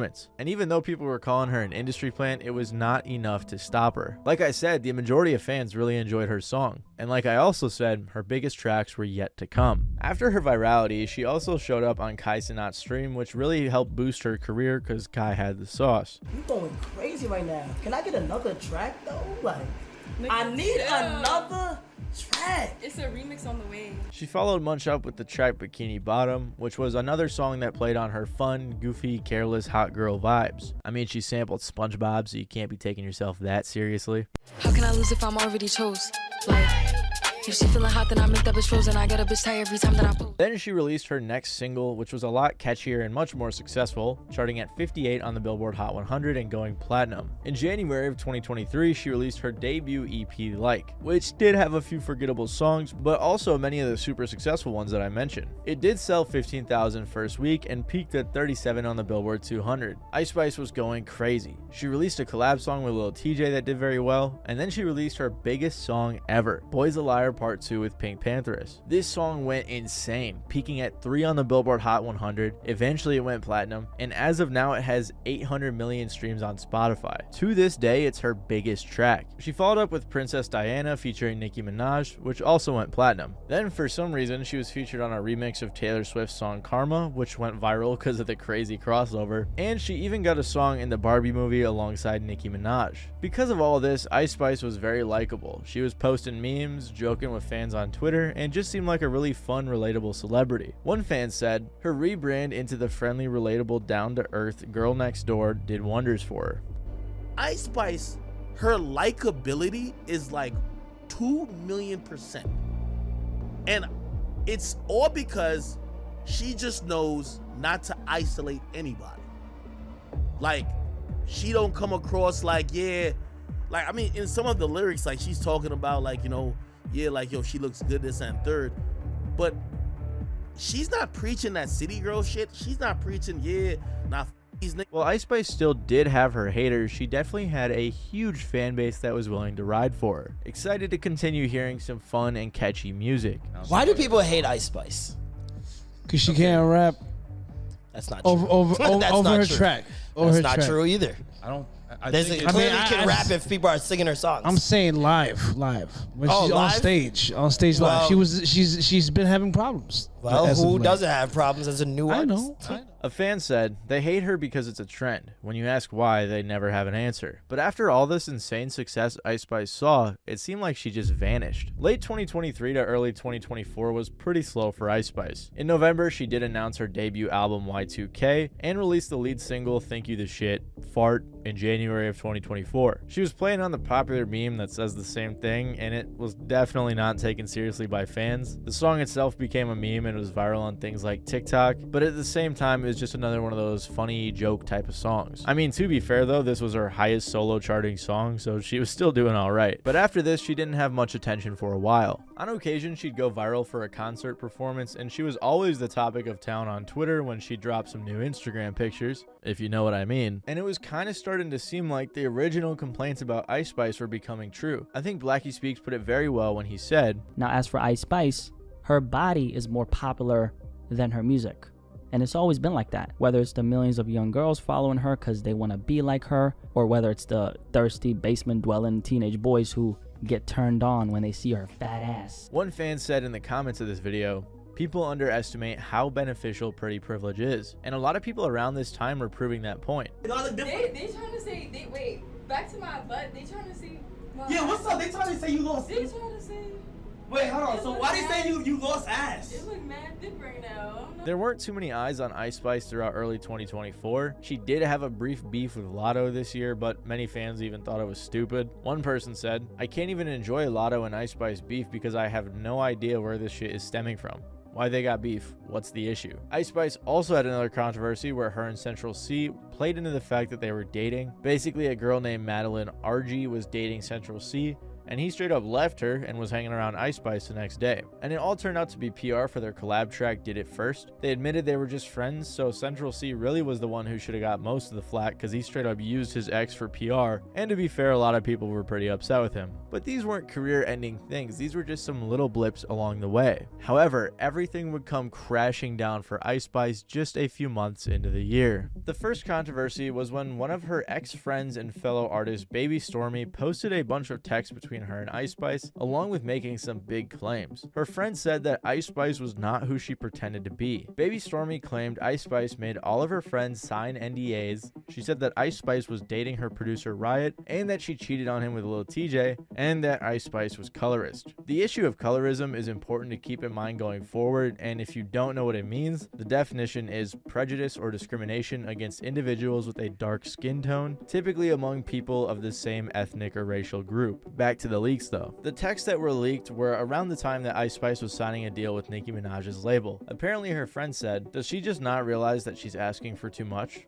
To which Ice Spice said, "No, she doesn't think so at all." She also said, "Hopefully, but we're about to put out another record in June for the Barbie soundtrack, which is an opportunity I brought her." Ice Spice continued, "Because Barbie asked me to do it alone, but since that's her brand, I invited her on and she doesn't even see that as me bringing her something. She's kind of like my mom, ungrateful and delusional. I just cut her off, by the way, not speaking to her till January." Ice Spice also claimed that Nicki Minaj wanted all of the publishing to her songs. So these frustrations honestly weren't too bad, and they were somewhat understandable from Ice's side. People even turned on Ice Spice's friend for posting Ice's family business, saying, "You're going too far. She opened up to you about her family. This is not about the music industry or anything silly anymore. Do you understand how much you have to trust a person to be comfortable talking about your family with them?" And for a long time, Ice Spice went on without commenting on the situation. When like stuff gets leaked, like text messages or whatever that aren't necessarily real, how do you like keep the blinders on and not acknowledge like the internet bullshit? Like, 'cause it's gotta be tough. It gotta be. It's, you know, sometimes I'm tempted to like engage with certain things. Like, let me clear this shit up. Yeah, and so, but then I also realized you're gonna just give it legs to like grow and like run with. Right. Yeah. And I think sometimes you can over-explain yourself a little bit. So I just kind of like to like just focus on what I can control and like what really is like what really matters, you know what I mean? Eventually though, Ice did comment on this, saying in reference to Nicki, "We don't have the closest relationship, you know, but we're definitely good." She also said, "I think the saddest part of the whole situation, it's somebody I knew for so many years and called my friend, had me open up and be vulnerable with them, and then took complete advantage of that for her own benefit." Another thing Baby Stormy tweeted about was a girl named Cleo. She said, "This is Cleo, the girl she chose to be her best friend to the public, when in reality, it was me behind the scenes. Cleo and her are not really best friends. Isis, which is Ice Spice's real name by the way, has always hated Cleo, but she used her so she could appear closer to blackness. She also lied about being Nigerian, she stole that from me." And a lot of people at the time actually clowned Baby Stormy for making these claims, but I want you guys to keep them in mind going forward. Ice Spice followed this controversy with the song "Gimme a Light," which wasn't well received. A lot of people clowned her for saying "Big Ice, I don't need a writer," followed up by "I'm Miss Poopy like I need a diaper." Like the poop bars were funny for maybe one track, but two? That's taking it too far. And people were getting tired of the repetitiveness of her music. "I'm his poopy like I need a diaper."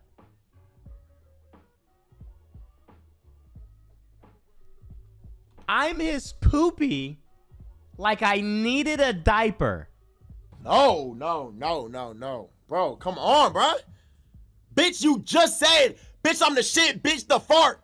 Come on, bro, that was your very last drop. Holy shit, this bitch sucks.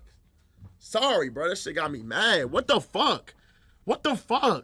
Bro, she literally last song was like, "I'm the, bitch, you the shit, bitch. You not even the fart." Now you gonna say, "I'm in shit, he's the poopy, I need to fart on him." What'd she say? But things were just heating up as Ice Spice was about to drop her debut album. Ice Spice announced her album Y2K in June of this year, and announced the album cover as well. And off rip, a lot of people thought the cover was trash. I mean, the album name is literally on the trash can. A fan actually posted a picture where they changed the album cover up a bit, and Ice Spice responded saying, "You thought you made this better too, Delulu," which a lot of people thought was pretty rude to say to a fan who was probably just trying to make the cover better. You know, a lot of people make fan-made versions, recreating stuff, so off the bat, that wasn't a good look. Regardless, her debut album Y2K came out in July of 2024, and it wasn't very well received. One fan said on a Google review, "I actually liked a couple of Ice Spice's previous songs, so I was hopeful she'd bring something fresh and new to this project. Unfortunately, she did not. It's very similar beats with very similar bass notes and very similar lyrics over and over and over again. I feel like she could have the potential to make better music if she stopped trying to drop new projects or deluxe versions of existing projects every few months, and instead just focus on making a really good, high-quality album." I didn't know people actually used Google reviews, but this was a very accurate take on the situation. Many fans had similar complaints. Fast food type music. You already know what to expect, but if you're in the mood for it, then it's not too bad. This is what happens when folks gas up garbage, it stays garbage. And don't get me started on the poop bars. She was doing them way too much on this album. Like I said, it was funny for one song, but on like 5, that's just too much. She said, "I miss poopy, but I never smell" on BB Belt. Brody took a fake perk, now he got tummy runs on Plenty Sun. And I'm the I'm that I miss poopy on Deli. Deli was actually an old song, but you get the point. Nobody can make a poop bar sound good, and Ice Spice definitely can't either. One person on Twitter even said, "At this point we gotta ask if she got a scat fetish, cause what is with the poop, diaper, and fart bars?" To which Ice Spice responded by saying, "I got a on bitches fetish." In defense of Ice Spice, this album did sell 28,000 copies first week. Ice Spice seemingly responded to the haters saying, "Like did 15K, so thank you to everyone who supported me then, and thank you to all the new supporters. Y2K World Tour been so fun that these numbers are cool and all, but you should have seen that Boston crowd last night." And while the numbers look good, the overall fan base or music community opinion didn't seem as good. So by this point in the year, Ice Spice was involved in a few controversies. Her music wasn't hitting the same, and she was mostly just going viral for her body or twerking at performances. She was already sort of declining, but the worst was yet to come. Remember Baby Stormy's claims from earlier that Ice Spice was using Cleo as her best friend to the public? Well, in May of this year, Baby Stormy tweeted a picture of her text with Ice Spice where Ice said, "Cleo FaceTimed me. In the call she said, 'I'm so happy for you.' Sounded mad fake.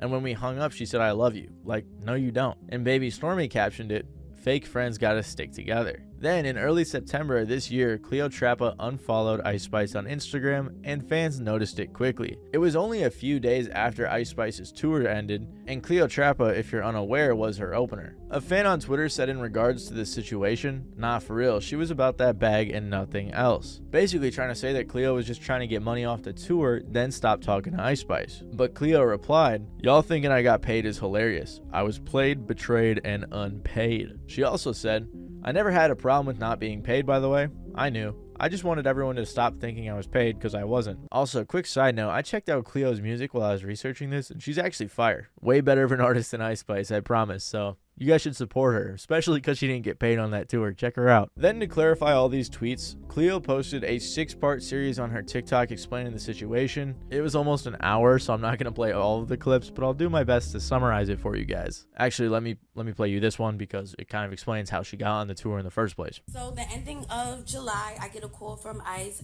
very early in the morning. "Cleo, come on tour with me. I miss you. Come." And I'm just like, "Girl, I'm not about to come on tour with you and watch you perform all month. Like, I got a nigga. I got stuff that I could be doing. I could be getting money. I have opportunities in New York. I have brand deals. I have things that I need to focus on. So for me to travel all over the United States with you to watch you perform kind of crazy." She's like, "No, I want you to perform." And I gagged. "You want me to perform?" She ain't never, ever brought me out on stage. A big part of this controversy is that Ice Spice was accused of being colorist, something I mentioned earlier. And that was one reason a lot of people thought she spontaneously brought Cleo Trappa on tour, and Cleo herself thought this was the reason she was brought on the tour. Ice Spice apparently was, from what's being alleged, using her for PR. Even Cleo Trappa talked about that, like being the dark-skinned female friend. Nothing that you do is genuine. Everything is calculated. Like I said, I was the token black friend. You didn't have your other best friend around because you said that she didn't match your aesthetic. Like, there's something very wrong with somebody that is only friends with somebody for their aesthetic. Aside from that, Cleo made a bunch of other claims. She said that she thought the reason she was invited was to make up for that fake shit that got exposed a month ago, which was referring to the Baby Stormy situation. Then she claimed that she got no promo on the tour, that her name wasn't on the bills for any of the performances, she had no help carrying her luggage, and she had to pay for her own hotel room rooms, even though Ice Spice said she wouldn't have to pay expenses. Cleo also said she had no room backstage during her involvement in the tour, unlike other invited guests, and that she was initially not allowed to bring anyone, even though her assistant joined her at one point. Cleo even said that she was denied a chicken salad because that wasn't a part of the tour budget. For some reason, one of the most popular claims that people were talking about is that Cleo wasn't invited to a steakhouse dinner, which we'll see come up more later. Cleo also showed a bunch of texts where she complained about all this stuff to Ice Spice directly, to which Ice Spice said Cleo was ungrateful. She even said that when she was on stage performing, people in the backstage were using her debit card to buy stuff, which is just insane if that's true. At the end of this video series, she said in the caption, "And I want to apologize to my fans who've been trying to say I was the token black friend. It's all good, y'all will never see me with that girl again. That's it for this, and I feel so relieved. Now y'all can stop making up these stories." Then a guy who claimed to be a backup hairstylist who was on the Y2K tour also spoke out in defense of Cleo Trappa, seemingly confirming her claims. So now I get back in the room with Ice. She on FaceTime with Riot. She letting him know, like, yeah, she doing too much, she blowing my scale. She was like, bitches gotta go, they asking for too much, woo woo. Bitches acting broke. Like, I'm really tired of her black ass. And I'm like, damn, like, why does she keep saying this? Like, what? However, after this, Ice Spice's main hairstylist came in and said that the backup dude wasn't even there and was just trying to get clout. So this part of the controversy is really a he said, she said type of situation, and we might not ever know who's telling the truth. Regardless, these claims were not a good look, especially because Ice Spice and Cleo seemed like they were good friends. So it really just made it seem like Ice Spice was a fake friend who was using Cleo for the reasons that she suggested. After all of these allegations were made, Ice Spice's manager James Roseman decided to step in. He suggested he and his team gave Cleo Trappa an opportunity, and the onus is on her management team to decide if agreeing to the tour would be a rational decision. He said, "You have to invest in yourself, aka pay expenses if need be for the opportunity. It's corny. Someone gives you an opportunity and this is the thanks the person gets. Openers don't have the same things headliners have." He continued to say the entitlement and ego are crazy. And I think it's safe to say this wasn't the best way to respond to these allegations. Then Ice Spice addressed the allegations in a Twitter space, saying that she was the one who actually noticed her friends using her for clout. And you want me to try to like analyze this shit and figure out how I'm wrong when all I did was share my stage with you when I ain't even have to do that? You got less than 10,000 listeners and I'm sharing my stage with you and you feeling so entitled, like you thinking that my peoples that work for me is supposed to work for you too? Like that's so crazy to me. Like how I'm in the shower, you gon' barge in while I'm butt ass naked trying to press me about some bags that you gotta carry some bags. What? Like, one fan commented under the post saying, "And she's literally not helping her own case. Her not hearing about the chicken salad and she highlights Cleo not bringing it up after the first luggage incident, which she stated in this story time. Now you on Spaces little girling her." After the whole situation, Ice Spice posted a few polls saying, "What should I do for dinner? Steakhouse or chicken salad?" And "On my flight board, so let's play Would You Rather. Be a mean bad bitch or be a stupid bum bitch."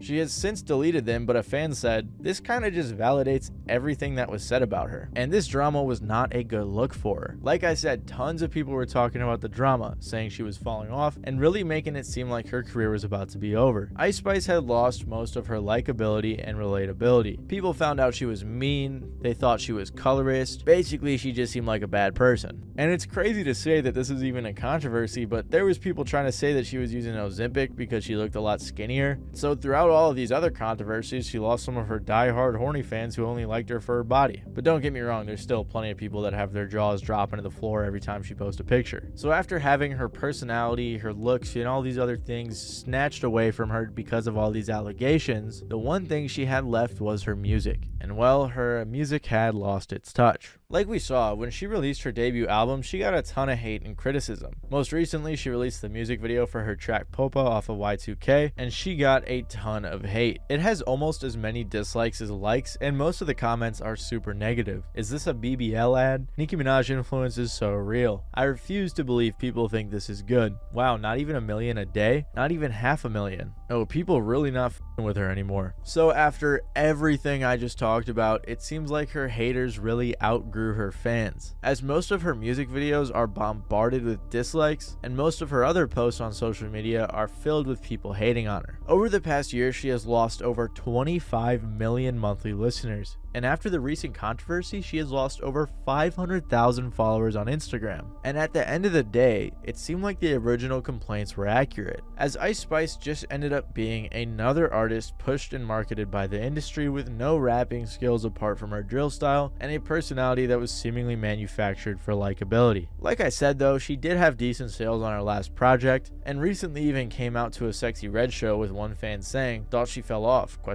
So I do definitely think it's possible she can make a comeback despite how many people absolutely hate her right now, but she has significantly damaged her career, resulting in a lot of hate. To actually fix her career, I think she'd need to be a better person and actually evolve as an artist rather than putting out the same type of songs over and over. But who knows if that day will ever come. And while Ice Spice had a quick rise and fall, Lil Mabu's was even faster, thanks to his sole reliance on gimmicks. To have a successful career in the music industry, it's important to have money. And luckily for Lil Mabu, he has quite a bit of money at his disposal. His real name is Matthew DeLuca, and he lives at his parents' 5-bed, 5-bath, 3,327 square foot condo on the Upper East Side. So if the square footage or number of bedrooms and bathrooms didn't tip you off, the kid's parents are loaded. Not only does he live in one of the most affluent neighborhoods in New York, but Mabu's family also has a vacation destination in the Hamptons, where his family owns a 6,182 square foot manse in Watermill. The two properties combined equate to a value of around $12 million total. So where did all this money come from? Well, Mabu's father is a guy by the name of Peter DeLuca.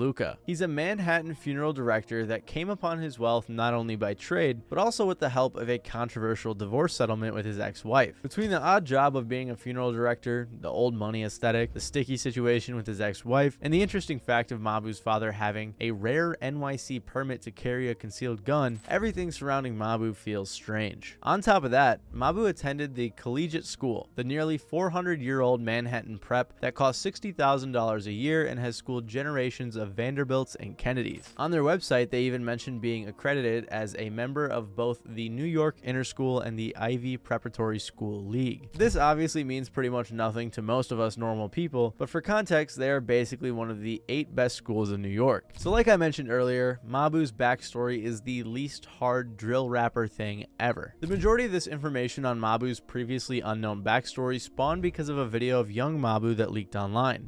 My name is Matthew DeLuca. I go to the collegiate school. I'm in 9th grade, and my favorite thing about Kids Walk for MSK Kids is getting together with friends and family to support such a wonderful cause. Ironically enough, it was around this time in Mabu's freshman year of high school that he would technically make his first song. The track was called Winnie the Pooh, and it is absolutely unlike anything he makes now.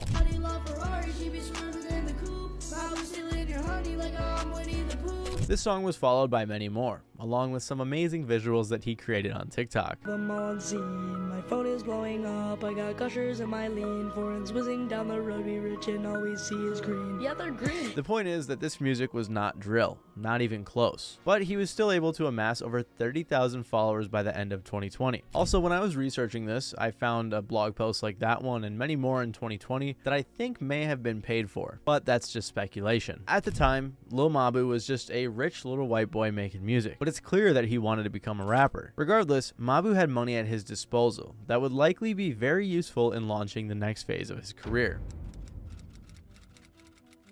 One thing that is extremely important for any artist in any genre is their image. And if you look at Lil Mabu, he doesn't look like the kind of kid to make drill music. Maybe he looks like a good bass player in a band, but not a rapper. So, he had to create the perfect image for his audience. And that's exactly what he did. Mabu continued releasing the same old music, the poppy SoundCloud emo rap that he had been making, and it was improving in quality, but he wasn't getting much attention. His dreams of being a rapper were going nowhere. So this is when Mabu decided to switch genres. Despite how ridiculous it may seem for a rich white kid to make some drill rap, Mabu did exactly that in 2021 with the songs Move It, Demon Time, and eventually a whole album called Double M's. These songs were able to help Mabu get some buzz, and it also helped that he got some features. Mabu got his first features from artists like Dusty Locane, Sha EK, Dougie B, and more, all of whom are real drill rappers. And by real drill rappers, I mean they are about what they rap about, unlike our boy Mabu. Due to his high-class background, I think it's fair to assume that Mabu paid for some of these features at the time, especially since he was fairly unknown back then. One of Mabu's collaborators, Shah EK, explains the situation best. He said,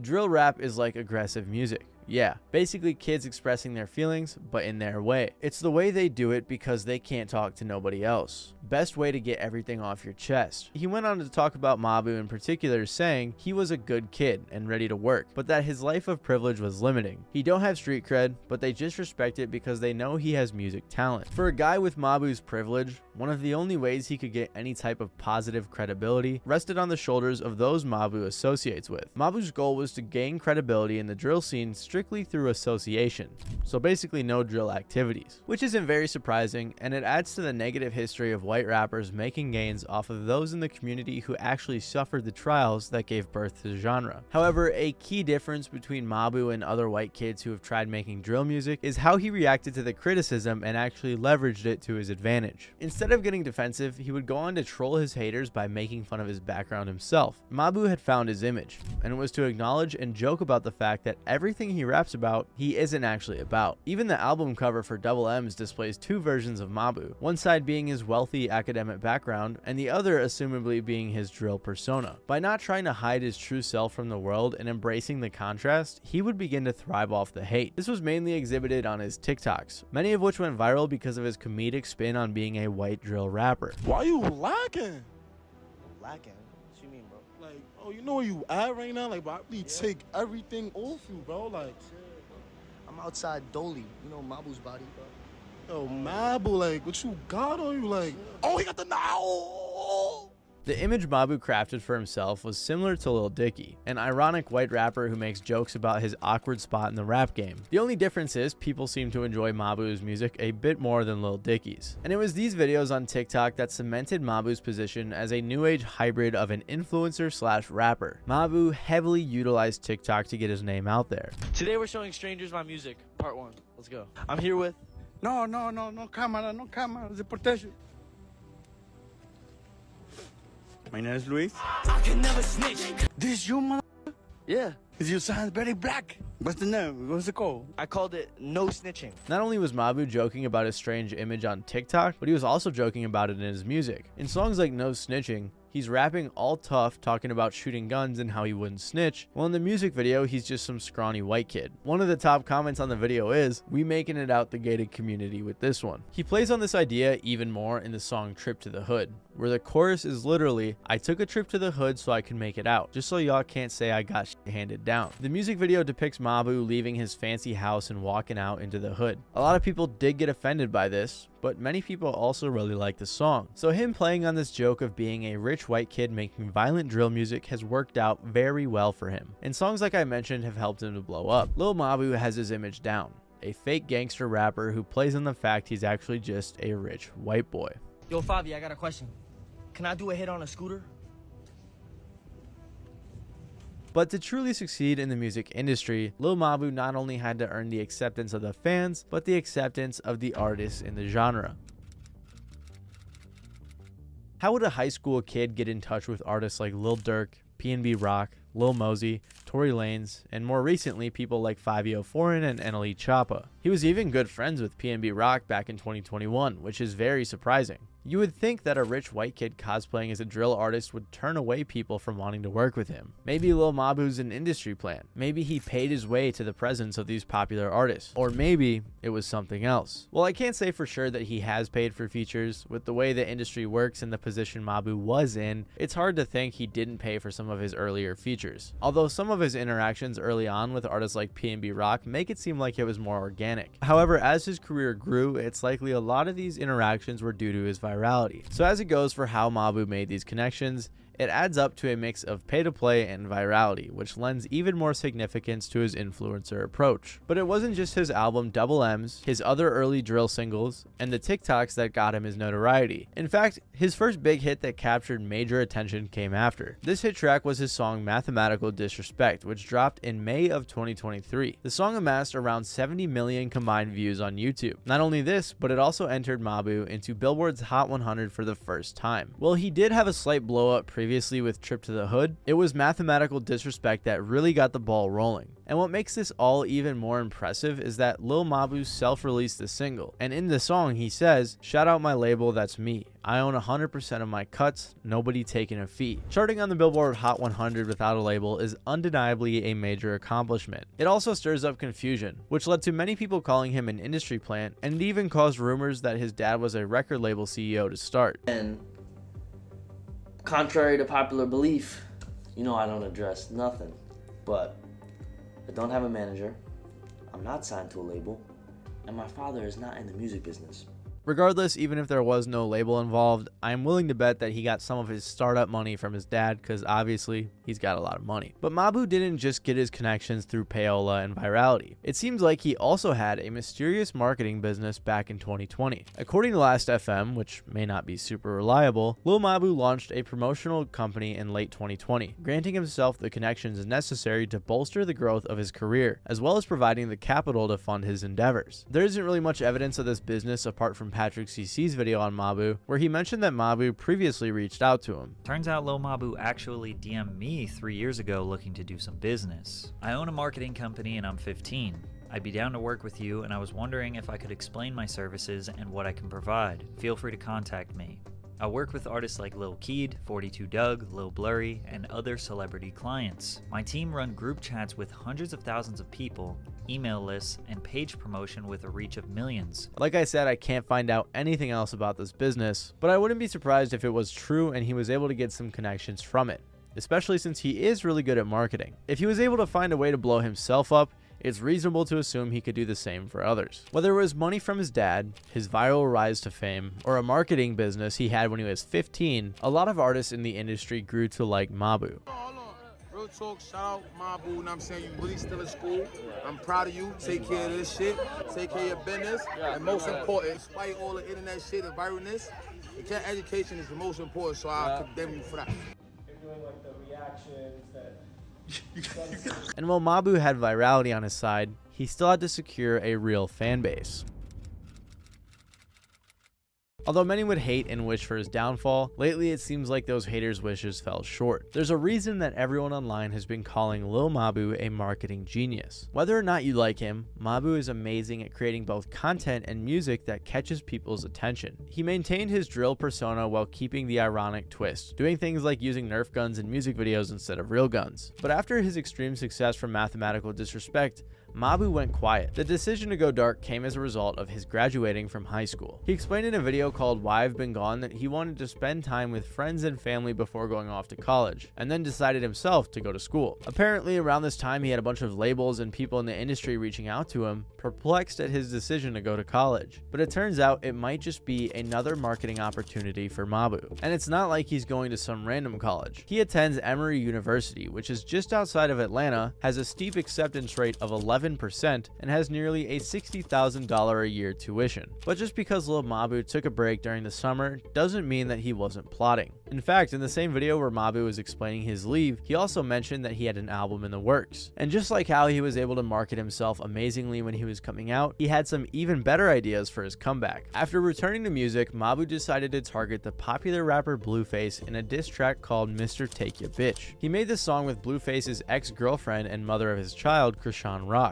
This was a major moment for many who followed Blueface and Krishan Rock's relationship. Their dramatic relationship has honestly been more popular than Blueface's music career for the past handful of years. Their toxic relationship was very public and created a plethora of viral moments. So, in the song, Mabu was talking about taking Blueface's girl and all sorts of things along those lines. The track took the internet by storm, and the flashy music video currently has 41 million views on YouTube. The song even peaked at 33 on the Billboard charts. This not only got Mabu even closer to being mainstream, but it also got rid of the one-hit wonder label. Mabu even doubled down on the controversy when he released a video where it looked like he had been jumped. This clip sent the internet into a frenzy, with many claiming it was Blueface that pulled up on him. Unsurprisingly, in reality it was just another marketing scheme by Mabu, as the clip was behind the scenes for one of his music videos. They also played it up to the point where many people assumed that Krishan and Mabu were dating, but that wasn't true. And to add to the confusion and controversy, Krishan went onto a podcast to complain that she received no money for her feature on the song. Regardless, this drama was great for views, and by this point, Lil Mabu had planted himself in the music industry.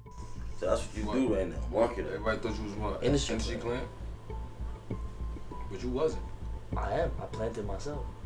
Using the first 4 steps, Lil Mabu was able to craft an obviously fake image that he was able to market as a joke to millions of people, and he made a lot of important relationships along the way. Lil Mabu quite literally faked it until he made it. But then another problem arose for the young rapper.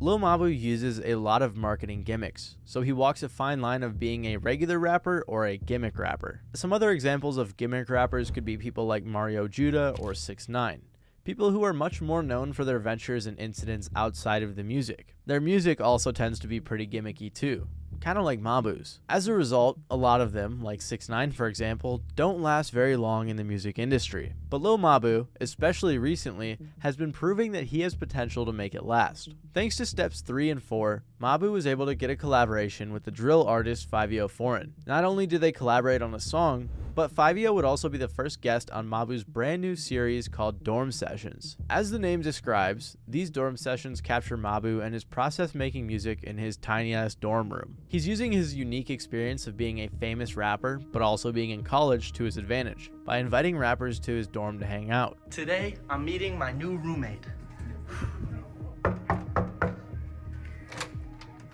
What up, nigga? Come on in. It kind of reminds me of the Cave series from Kenny Beats, just like a low budget version of that, and that's the vibe he's going for. They were even ding-dong ditching other people's dorms in the video, really emphasizing the fact that they were making the song in a college, making for some pretty entertaining content. In this video, him and 5yo Foreign recorded the song they would later release called Teach Me How to Drill. This song was a hit, as it got over 25 million views. On the song, he again plays into the fact that he's a white kid making drill music, with the whole song being about 5yo teaching Mabu how to move in the hood. In the music video, Mabu is dressed up all proper-like, with 5yo teaching a class called Drill 101. Mabu clearly had a great formula down, and he would continue to do it. On the next episode of Dorm Sessions, Mabu invited on NLE Choppa to make a remix of NLE Choppa's song Shotta Flow 7. The recently dropped song has over 4 million views and contains an additional plethora of shots thrown by NLE and Mabu at Blueface, taking advantage of the lingering beef. They even had Krishan rock in the music video. In the Dorm Sessions series, we got to see the behind the scenes of this music video. Mabu also has each artist signing their name to the wall of his homemade studio, which leads me to believe that Mabu has big plans for new episodes to come. Most recently, he released the 3rd episode of Dorm Sessions with the young Lil RT, which showed Mabu in a bit more of a serious light as he tried to mentor RT. Today, I'm meeting my new roommate.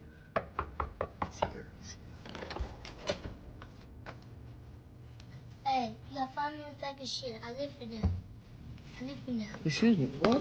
I live in there. Right now, Lil Mabu is making his career last. He isn't overdoing the gimmick. Instead, he is changing it around by inviting rappers into his college, which allows for a unique environment where we get to see famous people in environments they aren't normally in. He also created his own label or collective or movement or whatever you want to call it, called Young Genius Academy. He's given every artist that has come to his dorm a hoodie with the logo, and he's been repping it heavily lately. But with all of these downfalls, you may be wondering, what do artists actually do after they fell off? Blueface blew up in 2018 with his track Respect My Crippin'. Since releasing that song, it's gotten over 55 million plays on Spotify and even a remix with Snoop Dogg. Blueface's strange style, where many thought it sounded like he was rapping off beat, really caught people's attention. He then dropped the track Bleed It, which I honestly forgot about till researching this video, but that track was a banger. He continued his run by dropping the song Tatiana, which I'm sure you guys remember. It got remixes from Cardi B and YG, and collectively all the versions of that track have racked up hundreds of millions of streams. While he was still hot, he was planning on releasing his debut studio album Find the Beat, which was kind of a meme title based on what people were saying about his music, but the album got delayed a few times, and when it did release in 2020, it only sold 12,000 copies first week, which wasn't that great. And this is when his fall off seemed to begin. Part of this, in my opinion, was all of his controversies, which seemed to draw the attention away from his music. He said himself in an interview with the New York Times,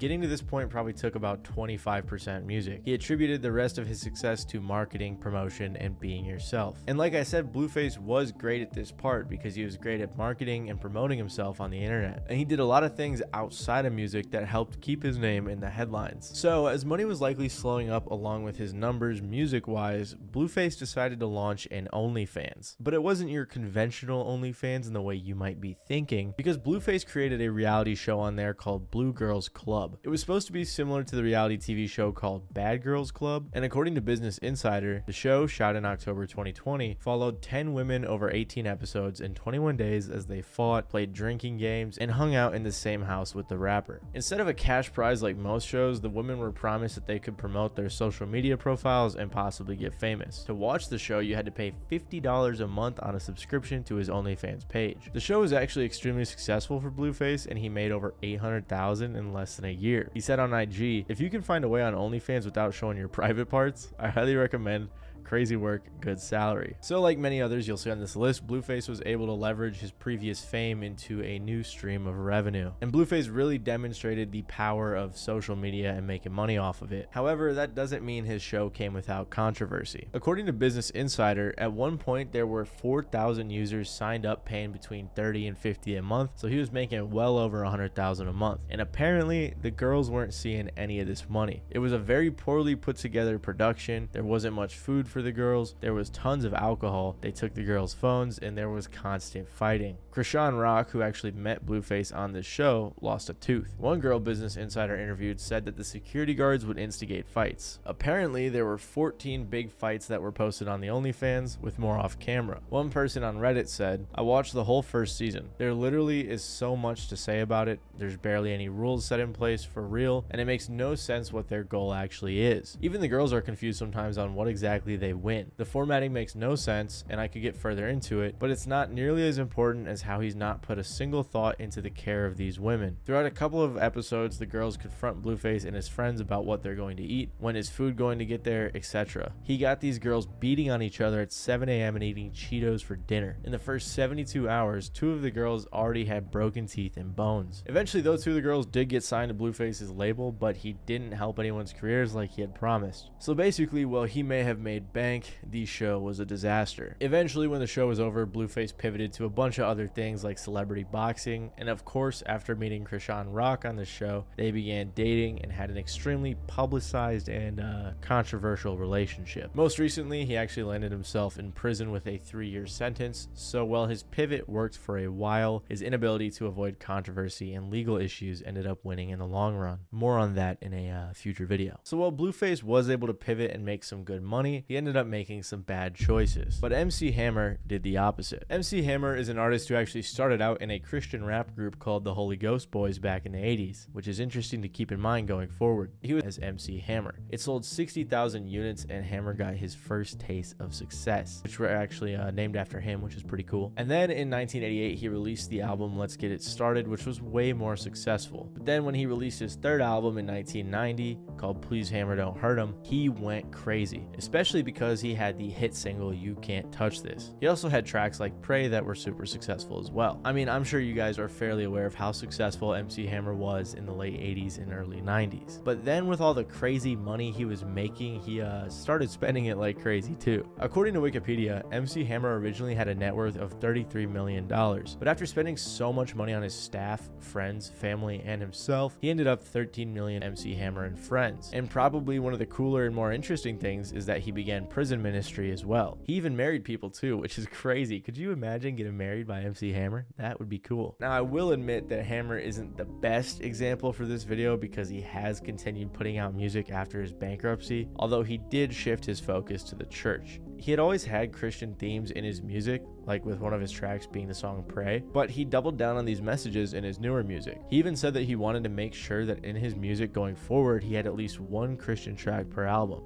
And the real main focus was spreading his message. And while MC Hammer decided to pivot almost entirely after his main music career, New Radicals decided to continue working in the music industry behind the scenes. New Radicals is a band you may remember from their hit song You Get What You Give, but the main duo of this band was Greg Alexander Alexander and Danielle Brisebois, and they formed the band in '97. They had some solo music out before they created the band, which allowed for them to get a record deal. They got a nice advance to create their album Maybe You've Been Brainwashed Too. It was fairly successful and peaked at 41 on the Billboard 200, and eventually it went platinum. They followed up with their hit single You Get What You Give. You know that song that goes bum, bum, bum, ba-dum, ba-dum, ba-dum, ba. That's the song. The song has nearly 500 million streams on Spotify and peaked at 36 on the Billboard Hot 100. Not gonna lie, I would have thought this song was a bit more popular, but regardless, it was still very successful. However, after all of this success, the band decided to break up. The reason that they broke up is because they, more specifically Greg, didn't think that they could reach the level of success they did with Get What You Give. The lead singer Greg said at a press release, "It was an experience playing the artist, but I accomplished all of my goals with this record, and I'm ready to move on and make the next step in my career. I've been writing songs for and working with artists as varied as R&B acts to Belinda Carlisle intermittently for the last 9 years, and I'm looking forward to starting the day-to-day creative process of building a successful production company." He also said that he was about to be 30 and wasn't a big fan of all the traveling and hardly getting any sleep. So like he said, he had already been a writer and he wanted to get back to being behind the scenes in the music industry. This is pretty common for a lot of artists in the industry who may not be as successful as they once were, so a lot of them begin producing, writing songs, or creating production companies. And New Radicals, more specifically Greg, is a good example of this. To be fair, New Radicals probably could have had more success if Greg let them have the chance, so they didn't quite fall off. However, Greg seemed to think they would have had they continued putting out music. So Greg went on to be a writer. His previous producer from when he was a solo artist, Rick Knoll, helped him get some opportunities as a songwriter, as Rick had written a ton over the years. Rick had actually helped co-write You Get What You Give, so the two started writing songs as a duo. They even wrote the song The Game of Love by Santana, which even won a Grammy. Greg has gone on to write for people like Rod Stewart, Texas, Enrique Iglesias, and more. So it's cool to see how Greg was able to use his previous connects in the music industry to help move forward his career as a songwriter. And New Radicals has performed a couple of times since the breakup, and they even performed at Joe Biden's inauguration. So while New Radicals, more specifically Greg, was able to forward their careers in the music industry behind the scenes, Fetty Wap seemed to have to resort to some much more drastic measures to keep the money coming in. Fetty Wap is another artist who blew up off his commercial single Trap Queen. He was notable for his unique singing voice that was super catchy, so this song became an instant hit. The song peaked at 2 on the Billboard Hot 100 and spent 25 weeks in the top 10. I mean, I'm sure you guys remember how big this song was. Anyways, because of the success of this song, some of Fetty Wap's following songs like 679, My Way, Again, and more began blowing up. But it seemed like as time went on, the hype died down. With each track he put out, it seemed like the streams were going down, even when he was collaborating with artists like Nicki Minaj. And as the numbers started slowing up, so did his money, especially because he had so many expenses from his lavish lifestyle.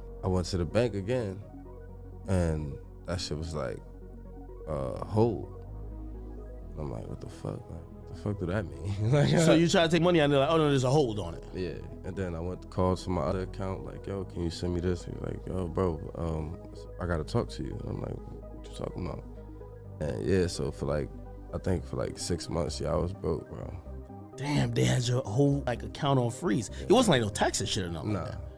Damn, so you just, and by the way, this happens to a lot of like, you know, entertain, like you don't know, probably paying so much fucking bills, you don't know exactly what your name is on, what you owe. I was doing like 150,000 a month in bills, but I was, see, that's the dumbest shit I was doing. Like, matter of fact, yeah, if I had to, it was jewelry and like apartments. I had a lot of fucking apartments. Fetty seemed like he was a good dude who was really trying to put his friends on, buying them stuff like apartments, jewelry, bringing them on stage, and putting them on songs. Fetty would travel with 15 to 30 people, paying for all of their expenses, buying them all chains, spending $45,000 on jeans just so everyone could have a pair, bringing them all on stage during his shows. He wanted to show everyone the lifestyle, not because he felt pressure, but because he genuinely loved his people. There was even this whole controversy where Fetty got a remix to 679 with Drake, but Drake's team didn't want Fetty's friend Monty on the track, so Fetty never officially put out the remix, which definitely hurt him commercially. So as I'm sure you guys could imagine, with all the money he was spending, like $150K a month, Fetty started going broke. He even responded to the criticism when he started falling off with someone saying in his IG comments, "I actually don't know how you fell off. To which Fetty Wap said, bad business managers, greed, and selfishness. But it's almost over. I got rid of all that goofy shit around me. Now I can focus on the music and I'm going the fuck up. Just watch. And to be fair, he did have a mini comeback with the banger Sweet Yams in 2022. But unfortunately, it was all for naught because in 2021, Fetty Wap was arrested on drug charges. See, when Fetty Wap began declining, he started selling drugs. Then when he was arrested in 2021, he was indicted on charges of 1 count of conspiracy to distribute and possess controlled substances. They said, as alleged, the defendants transported, distributed, and sold more than 100 kilograms of deadly and addictive drugs, including heroin and fentanyl, on Long Island, deliberately continuing the opioid epidemic that has devastated our communities and taken too many lives. His lawyer said that he had been supporting relatives and kids with the money that he made from it, and he said to the judge, I only ever wanted to help my family. I never asked myself if it was all the way right. Also, prosecutors were trying to say that the song Sweet Yams was about drugs, which is so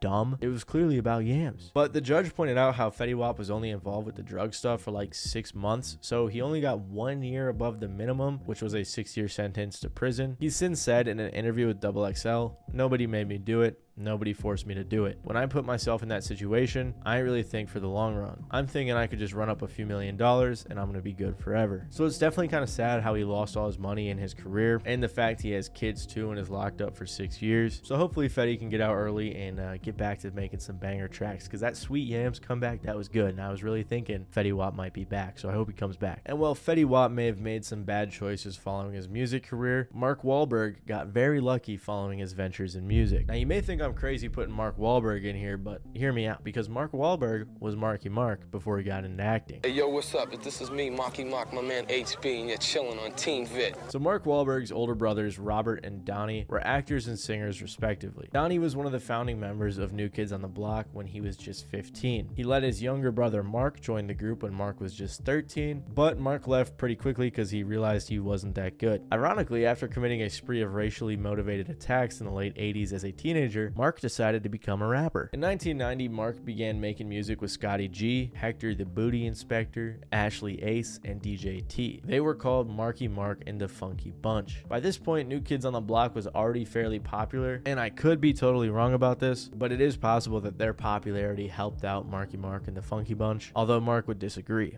Now, I mean, my brother has a lot of success and stuff, and I have an album coming out, and I worked hard for it, though, you know what I'm saying? A lot of people will think, oh, his brother's rich and this and that, you know. He's just, you know what I'm saying, everything's been handed to him. You know, a lot of people say that to me now. I worked hard for it, though, you know what I'm saying? Regardless, they released their debut album, Music for the People, in July of 1991. It charted at 21 on the Billboard 200, and they had 2 top 10 singles. Good Vibrations, which hit number 1 on the Hot 100, and Wild Side, which hit number 10. Also, random fun fact, according to Wikipedia, they released a video game called Make My Video, which apparently was regarded as one of the worst video games of all time. Anyways, their next album, You Gotta Believe, only charted at 67 on the Billboard 200 and had 1 single hit 49, so it didn't do nearly as well. Following this album, apart from a track on the Super Mario Bros. Soundtrack for some reason, the group disbanded, likely because of the lack of success on their previous album. Then Mark continued making music, producing for a label called East West Records. Then he started working with the reggae singer Prince Ital Joe, and they made an album together that did very well in Germany, along with the track United. Honestly, it's kind of hard for me to say Mark fully fell off because of the success he had in the US and then, you know, the success he had in Germany afterwards. But most white rapper acts like himself, like Vanilla Ice for example, seem to have a short shelf life. I mean, I don't think this was going to last super long. I think it's time I kick a little verse. See, some do hip-hop and forget where it started. The claim of the white complexion ain't the reason why their records charted, please. I mean, it's so easy to see. When a white dude raps, the public sees it as a novelty. Even me, although I take it seriously, some just like me because of my RACE, but I won't quit and I won't stop, because I do hip-hop records just because I love hip-hop. So Mark decided to pivot. First of all, people thought he was sexy. I mean, I even saw people calling him a sex symbol of the 90s. So he did some modeling for Calvin Klein. He actually was picked out for this sponsorship because of him displaying his physique in the Good Vibrations music video, which is really interesting. But the thing people know him most for is acting. It's likely because of his connections from his brothers and also being relatively popular in the music industry. He was able to start acting in 1993, and throughout the 90s he started landing bigger and bigger roles. It was after his first role in The Substitute that he dropped the name Marky Mark, and it seemed like he made up his mind about being an actor instead of a rapper. And honestly, I'm sure you guys know how successful Mark Wahlberg has become after becoming an actor, and maybe you've eaten one of his burgers over at Wahlburgers. They're pretty good, I'm not gonna lie. So it's interesting to see how he used his previous popularity and success to pivot into some modeling, but you know, a lot of acting. And I think it's interesting to see how all of these artists, for the most part, other than I guess Fetty Wap, were able to leverage their success and turn that into either a different career or a similar career or something else. Similar to Mark, Vanilla Ice is another artist who kind of fell off and pivoted to television, more specifically reality TV.